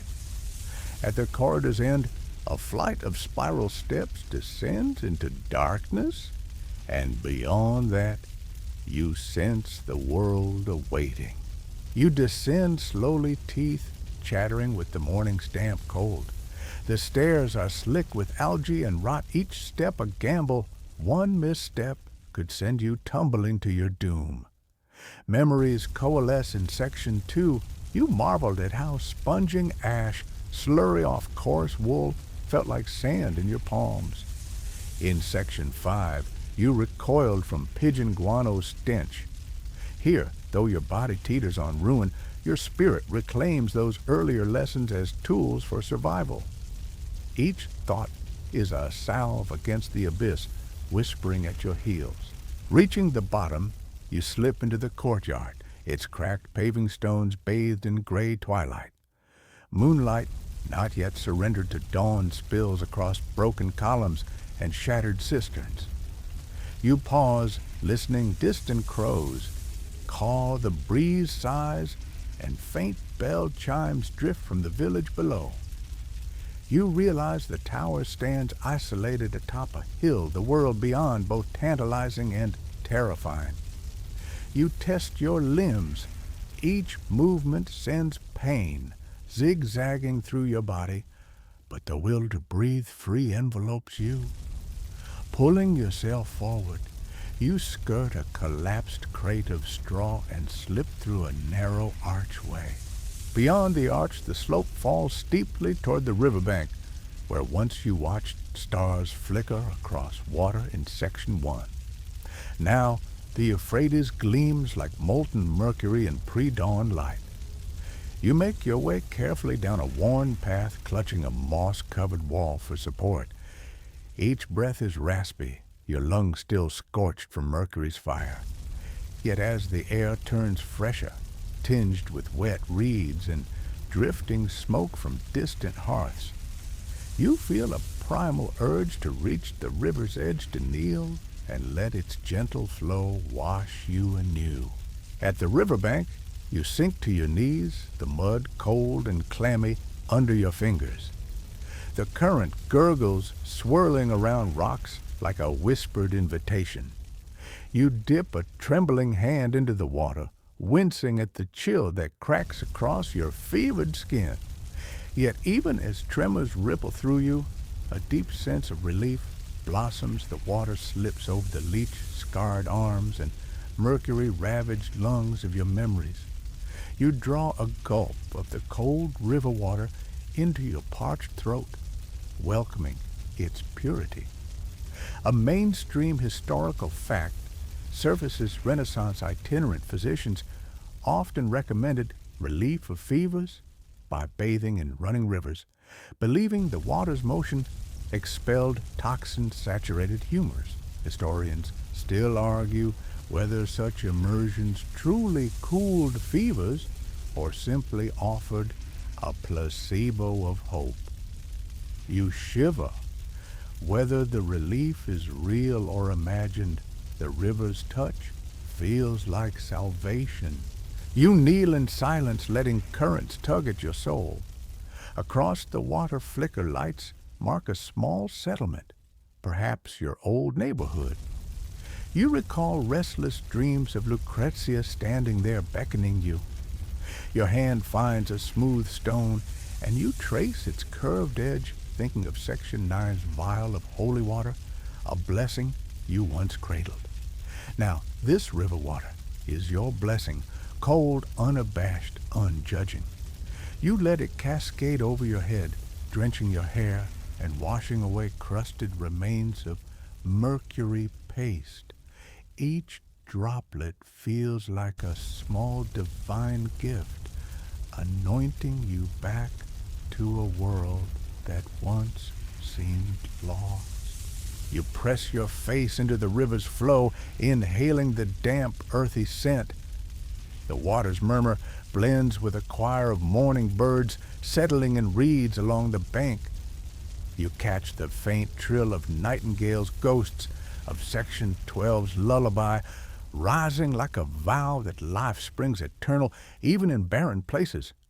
You lift your head, eyes stinging, and gaze at that mirror of rippling silver. As your reflection shimmers, you see a gaunt figure framed by moonlight and dawn, bone-thin, scarred yet alive. Your heart flutters, a delicate thing reborn. You stand water, dripping from tattered cloak, and take your first steps along the muddy shoreline. You think of Section 4's pounding stones, Section 6's sun-bleached rooftops, rituals of cleansing that once seemed arduous.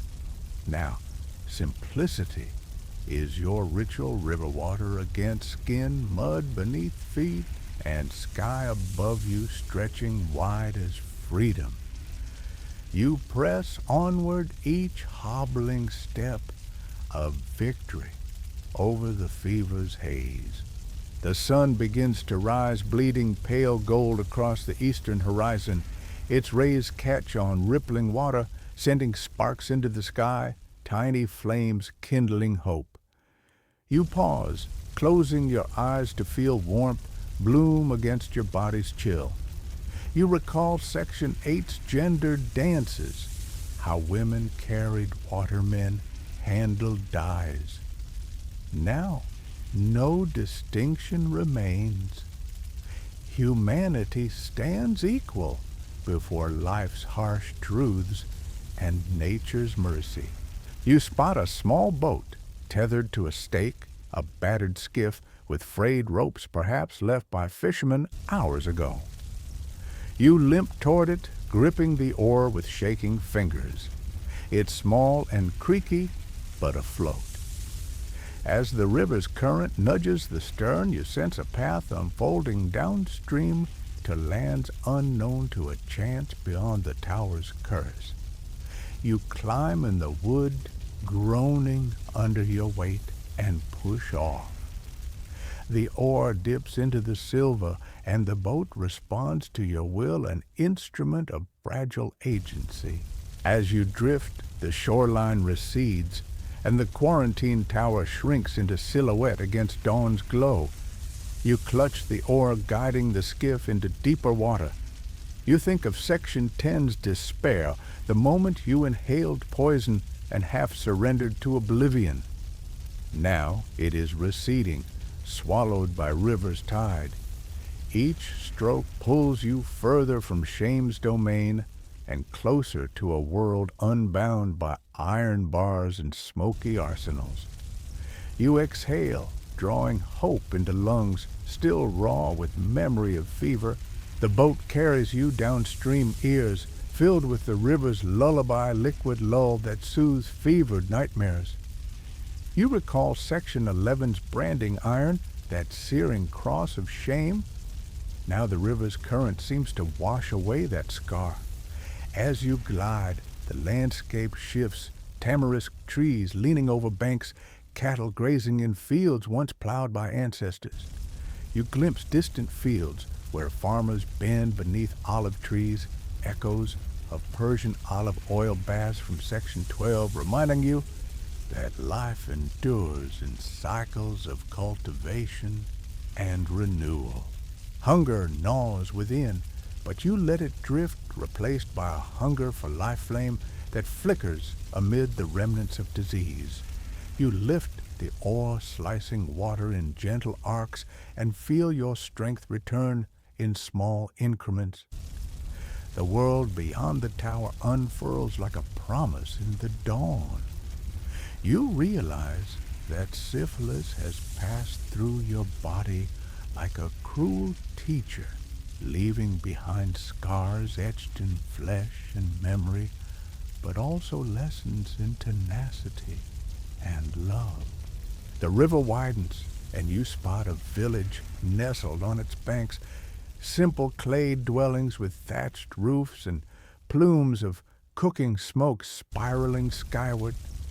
A handful of inhabitants gather by the water's edge, their laughter rising like a welcoming chorus. Children race you along the bank, dipping toes into the shallows, their laughter crackling like tinder. You catch one small boy's eye, his gaze shifting from curiosity to caution as he watches your gaunt figure. You raise a hand in greeting, and he mimics the gesture with an uncertain grin. Your chest aches not from pain, but from the sudden joy that flares when kindness surfaces in a stranger's eyes. As the boat draws closer, you reach for a scrap of linen in your cloak, a tattered remnant of a once fine tunic, and unfold it. You wash it briefly in the river, letting the water swish away the last traces of fever's filth. The boy's grin widens. He splashes at the water's edge, his small hand scooping water to sprinkle onto you. You let him, feeling grateful for this simple benediction. He laughs when you sneeze from the chill and his pure joy dissolves a layer of sorrow from your soul. You guide the boat into shallow water, slipping over the gunwale. Your knees buckle beneath you as you wade ashore, the muddy silt swallowing your feet. The villagers gather around some offering cloths and bread, others wary, but not hostile. An elderly woman steps forward, her eyes ringed with the wisdom of many seasons, and offers you a gourd of fresh goat's milk. You accept each sip, a soft reprieve like a balm to your broken spirit. The villagers share a silent understanding. You are one who has known suffering, yet persevered. You cradle the gourd in trembling hands, feeling the warmth seep into your fingertips. You think of Lucretia's embrace and Marco's wild laughter, and you realize that these moments, however fleeting, are the true treasures life can bestow. You steel your resolve, though the scars of your ordeal will never fully fade. You will rebuild yourself among those who knew nothing of your shame. You will be reborn not as the disease's victim, but as a testament to human resilience. As the sun climbs higher, villagers begin to set out fish traps and tend small gardens of herbs and vegetables. You watch their simple routines and wonder if in time you might learn new rhythms, harvesting saffron, spinning coarse wool, or bartering fish as the market awakens. Section 13's Shadow, How Syphilis Outbreaks Changed Entire Economies, flickers in your mind. Yet here you see a village untouched by those disasters, a community rebuilt on acceptance rather than fear. You sense that perhaps this land distant from city quarantines offers a chance at healing for body and soul. You pull the oar from the boat and set it aside. Your hands, though trembling, feel firmer with purpose. You press a finger to your neck, feeling your pulse steady, not fevered, a gift to cherish. You turn to face the village open courtyards, laughing children and smoke curling from hearths, each a promise of routine and refuge. You gather your courage and take a step forward, then another, until you reach the cluster of villagers waiting with quiet anticipation. They offer food, water, and linens kindled by tales of your ordeal. A young woman hands you a fresh linen shirt, its aroma faintly of lavender, a nod to the scented cleanses of Renaissance balm. You slip it on the cool fabric against your fever-racked skin like a benediction. A hush falls, and then one by one villagers welcome you, an embrace of acceptance that feels almost miraculous. You bow your head as though in prayer, tears slipping free. As you settle into the village's rhythms, you feel the river's lullaby carrying memories of tower and ward away, replaced by the pulse of new beginnings. You walk between cobblestones and patched walls, the echo of bells and laughter weaving through your bones. Each step is a testament. The world can be cruel, bodies can break, but the human spirit, once ignited by hope, cannot be extinguished. You pause on a sun-warmed stone, looking back across the river toward the silhouette of the quarantine tower. It stands silent, its curses and screams trapped within those walls.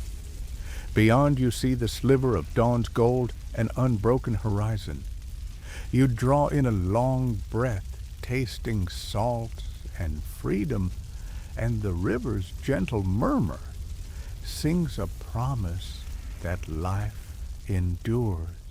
You turn back to the village, stepping forward into its embrace, and in that movement you carry with you not just the weight of sorrow, but the radiance of survival, a testament that even the most terrifying fate can yield to the tender current of hope.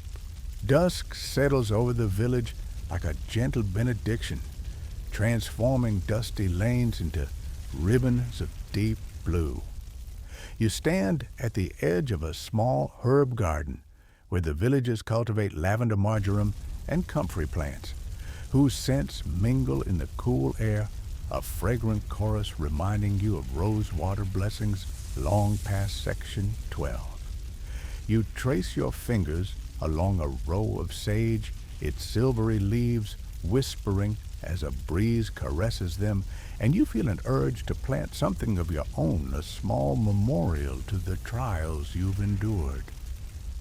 Perhaps lavender, whose essence once comforted sick children of the ward, could stand as a living testament to survival.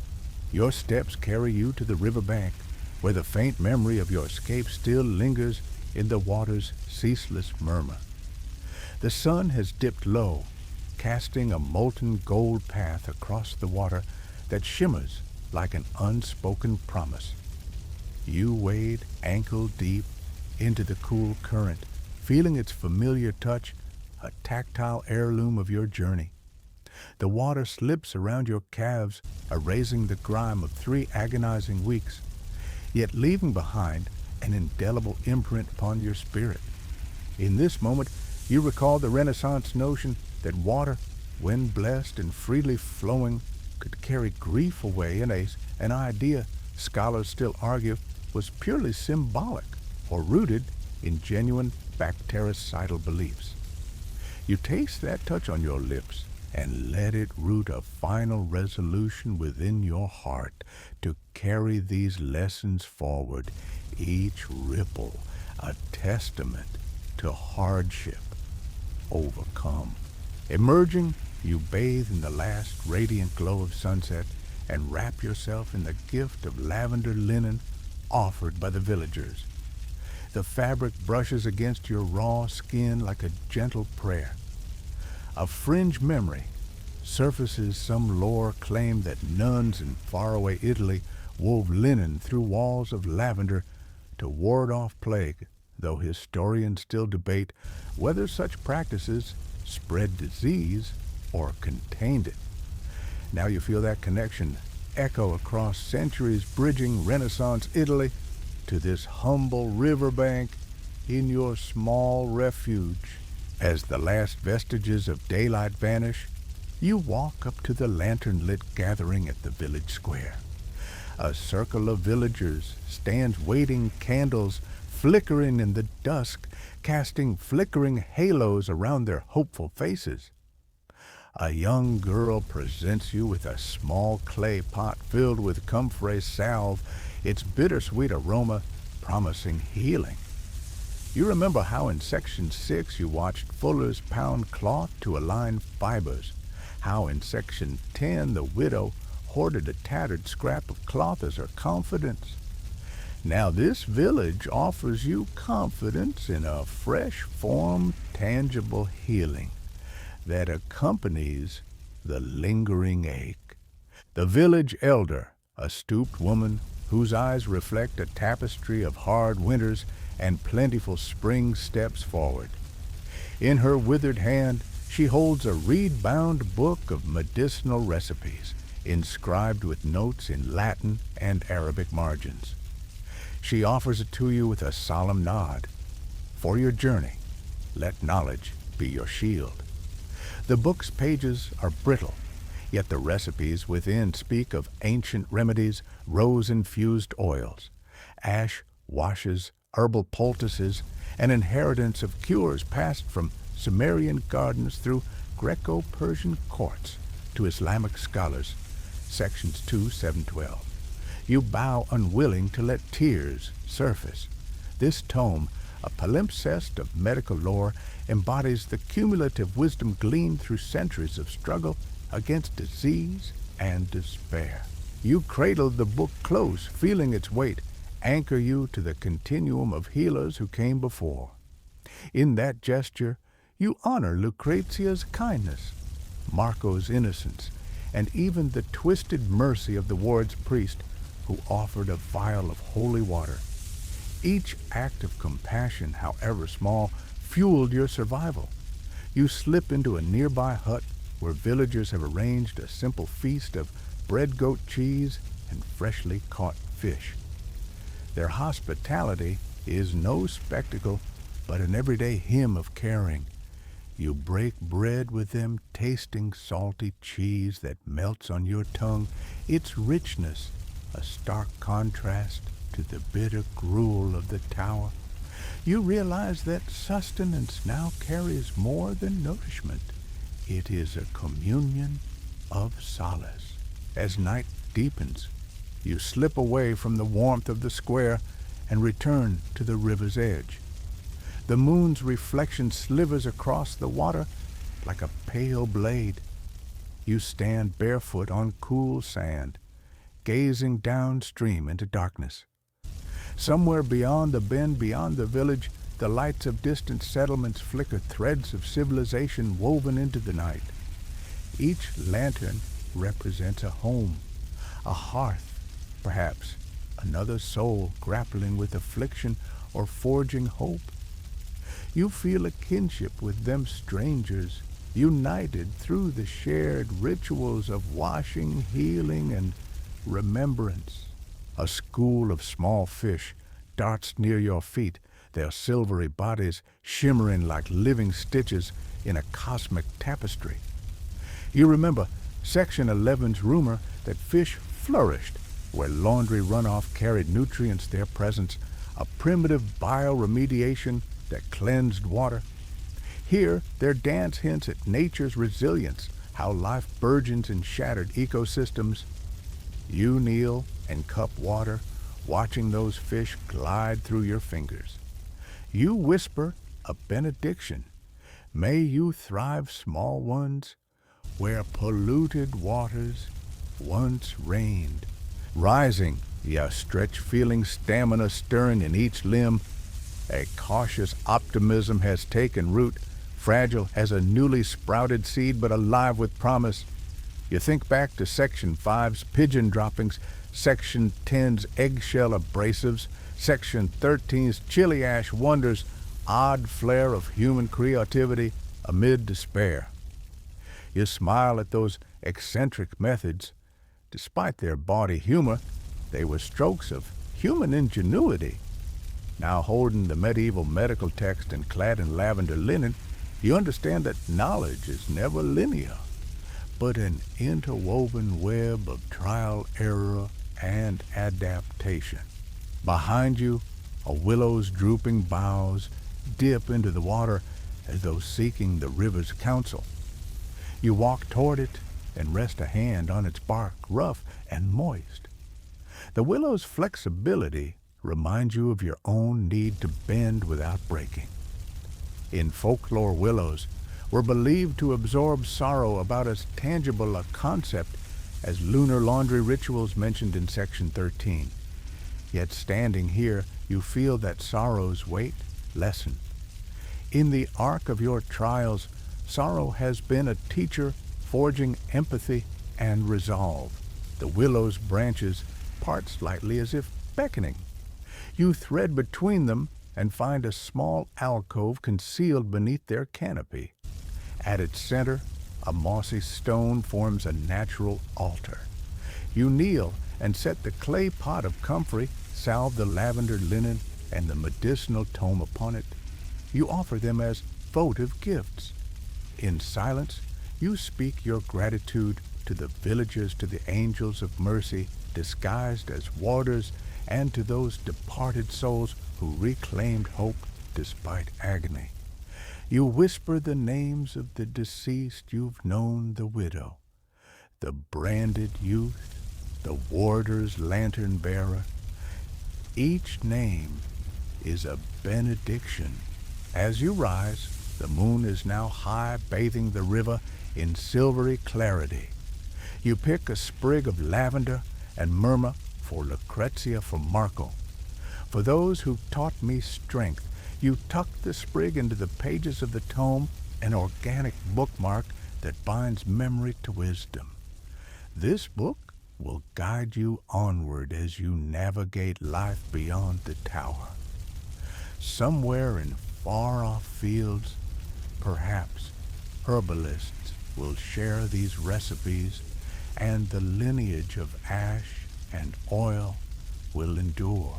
You turn from the river eyes bright with resolve. The path back to the village is lit by starlight like a procession of silent lanterns guiding you home. Each step away from the water feels lighter, as though the currents have borne away the final vestiges of your ordeal. You carry with you a mosaic of memories terrifying and tender, woven through 15 chapters of suffering and resilience. Now, as a survivor reborn, you move toward dawn, an embodiment of enduring hope. You awaken before dawn. In the small wooden house, the villagers have offered its interior, warmed by a simple hearth where embers smolder amid faint wisps of smoke. On the low table rests a fresh loaf of bread, still warm its crust, golden under the early light. You stretch your body, still marked by fever's residue. Each step is a reminder of the weeks spent imprisoned in the quarantine tower, Section 12. Yet now the air smells of pine smoke and baking bread instead of rotting straw. Despite the thin, achy muscles, you rise determined to step fully into this new chapter. You pull on fresh linen trousers and a homespun tunic garments that cling more loosely than the filth-stained rags you carry. You run a comb through your tangled hair, its bristles catching loose flakes of dried blood and pus. The mirror, a polished metal plate, reveals a face gaunt but resolute eyes clearer than you've seen in days. You touch the faint scar where a branding iron scorched your shoulder, Section 11 recalling its searing pain and the helpless shame that followed. Now it feels less a mark of disgrace and more a medal of survival proof that you refuse to yield. By the hearth, the village healer, a middle-aged woman with kind gray eyes, waits with a simmering pot of herb-infused broth. You lower yourself onto a worn stool, and she presses a bowl of steaming liquid into your hands.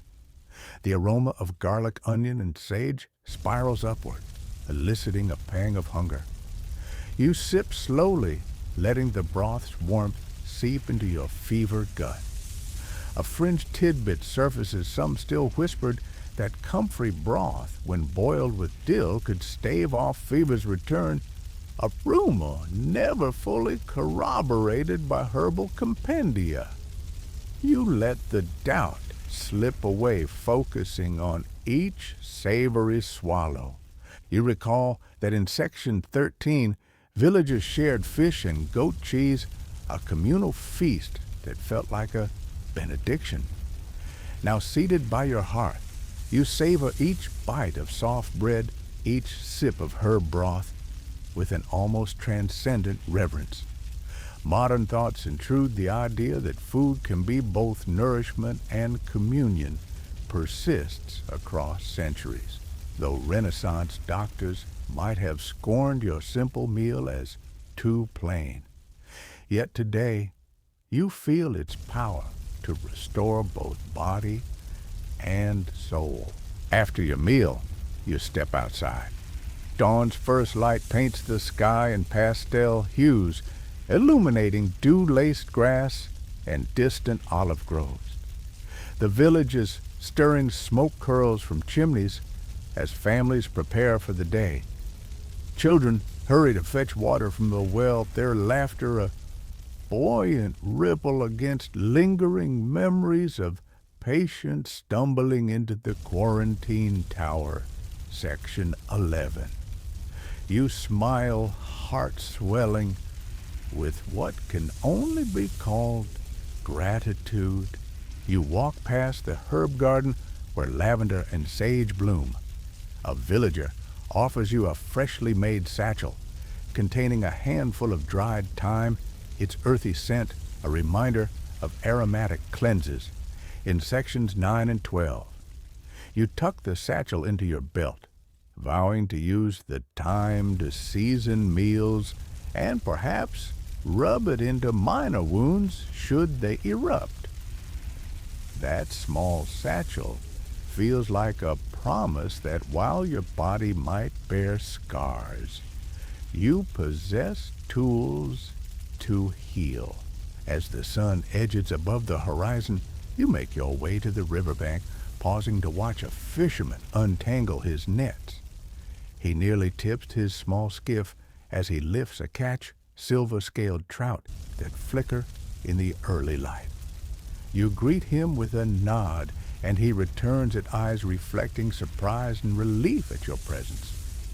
You ask if the fishermen have heard of your ordeal. He shakes his head as though the word syphilis carries too much weight. Instead, he offers you a trout, an emblem of fresh beginnings. You accept, knowing it will be a meal of both fish and hope. Carrying the fish gently, you spot the boarded platform where children once chased minnows. Section 12. Now they fish for breakfast laughter echoing across water. You pause to admire their carefree joy, an embodiment of life, moving unhindered. You catch one child's eye and she waves.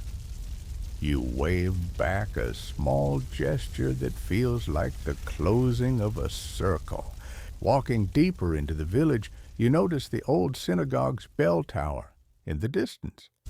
It stands as a symbol not just of religious devotion, but of communal resilience.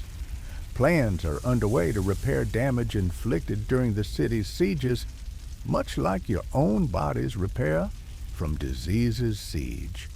You reflect that while your flesh was ravaged, this community endured wars, divisions, and plagues, yet still rose in unity each dawn.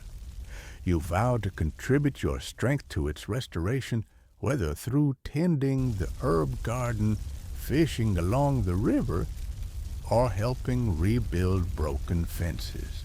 A call rises from the village square. The mayor, a stout man in leather jerkin, invites you to speak at a midday gathering. You stand before a cluster of anxious faces, farmers, fishermen, weavers, each bearing their own scars of hardship. As you begin to speak, your voice quavers, but strengthens. You recount your ordeal not to evoke pity, but to foster empathy. You urge them that true community arises not from isolation, but from shared care. You explain how the tower's horrors could be tempered by small acts of kindness, like the healer's broth, the child's laughter, or the fish offered by a stranger. A murmur of understanding ripples through the crowd, and they nod as though each word is a seed finding fertile soil. After speaking, you walk to the well with a group of women fetching water.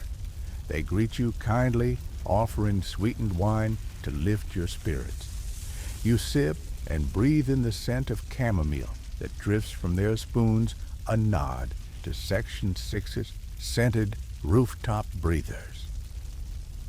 In that moment, you feel woven into a tapestry of kindness, each thread an act of compassion. Later, you sit by a communal oven where bread bakers knead dough. You run dough through your calloused fingers, marveling at its elasticity, an echo of youthful ingenuity replaced by the hardness of life's trials. A baker teaches you a new loaf recipe, rye and barley mixed with a handful of caraway seeds. She explains that this hearty bread holds families through lean seasons, a lesson in frugality and creativity. You knead and shape, feeling the dough yield beneath your palms, and thinking how you too have yielded to this new life, finding purpose beyond your scars. As afternoon stretches into evening, the villagers gather in the square for a modest feast. Lanterns glow as dusk settles their amber light, bathing faces in warmth. You sit with Lucrezia and Marco's dream, kindling in your heart, though they are gone. You raise a cup of spiced mead in silent tribute first to your departed loved ones, then to the survivors who surround you. The villagers respond in kind, raising their cups until a chorus of salute rises on the night air. You retreat to the small house you now call home, clutching the herbal tome from section 14. By the hearth, you open it to a page marked by the lavender sprig. The recipe calls for rose petals, ash, and myrrh to treat wounds, a Renaissance cocktail that melds ritual with rudimentary science. You gather a handful of lavender, a small scoop of ash from the hearth's remnants, and a pinch of myrrh, steeping them in olive oil. You ladle the infusion into a clay pot, letting its warmth cradle your sore hands. You gently rub the salve onto the scar that arches across your shoulder, feeling its heat chase away pain. In that act, you unite knowledge from sections 1 through 13, melding ash oils and fragrance into a final gesture of healing. As the salve soaks into your flesh, you vow to share this remedy with any who suffer, a gift of the hard-earned wisdom you carry. Night deepens, and the moon rises to illuminate your small room. You lay out a fresh lavender linen sheet on the pallet, clean, fragrant, and soft against your battered body. You lie down, every ache and memory coalescing into a gentle hum that rocks you toward slumber. Before closing your eyes, you whisper a final thought. May this healing light carry me as I carry these lessons into a future defined not by disease, but by compassion. As you drift, the sweet scent of lavender and thyme weaves through your dreams, mingling with the river's lullaby. You know that though syphilis has marked your flesh, your spirit is unbroken, a survivor's spirit that carries the legacy of those who came before and those who will come after. You rest secure in the promise that each day restored becomes a living testament to hope's resilience, a reflection of dawn's first light on the Euphrates, ever renewing. The night air drifts through the open window, gentle as a lullaby, carrying the faint scent of lavender and sage across your cheeks. You nestle beneath the fine linen sheet, its cool softness a balm against the fevered memories still echoing in your mind. Outside the Euphrates whispers its timeless hymn, a song of endings and beginnings that pulses in harmony with your slowing breath. Each inhale brings the rustle of reeds. Each exhale releases the tension woven through your bones. Soft shadows dance across the walls, painted by the flicker of a single lantern swinging near the window, a faint promise that light persists even in darkest hours. You feel the worn pages of the herbal tome pressed against your heart, a comfort to know that the ancient wisdom it holds lives on in your hands. Earlier, as you kneaded dough by the communal oven, the rhythmic kneading pressed hope back into your body, an echo of the river's flow ultimately guiding you here. Tonight, as elsewhere, the world whispers of disease and despair. You rest in the gentle assurance that compassion, knowledge, and perseverance can transcend even the most harrowing trials. In the hush, You imagine Lucrezia's soft voice and Marco's laughter, ghost songs, guiding you toward dreams of blooming lavender fields and sun-warmed waters. You sense the presence of ancestors in the delicate patterns pressed between pillow and sheet, a lineage of healers, caregivers, and survivors whose quiet acts of kindness ripple outward. You drift deeper into slumber, each pulse a tranquil tide. Every scar etched upon your flesh becomes a testament to life's unbroken thread, each breath a benediction that you are more than the sum of your sorrows. In this serene night, you surrender to gentle oblivion, trusting that dawn's embrace will find you whole, ready to walk another path flavored by healing and hope. End of script. Sweet dreams.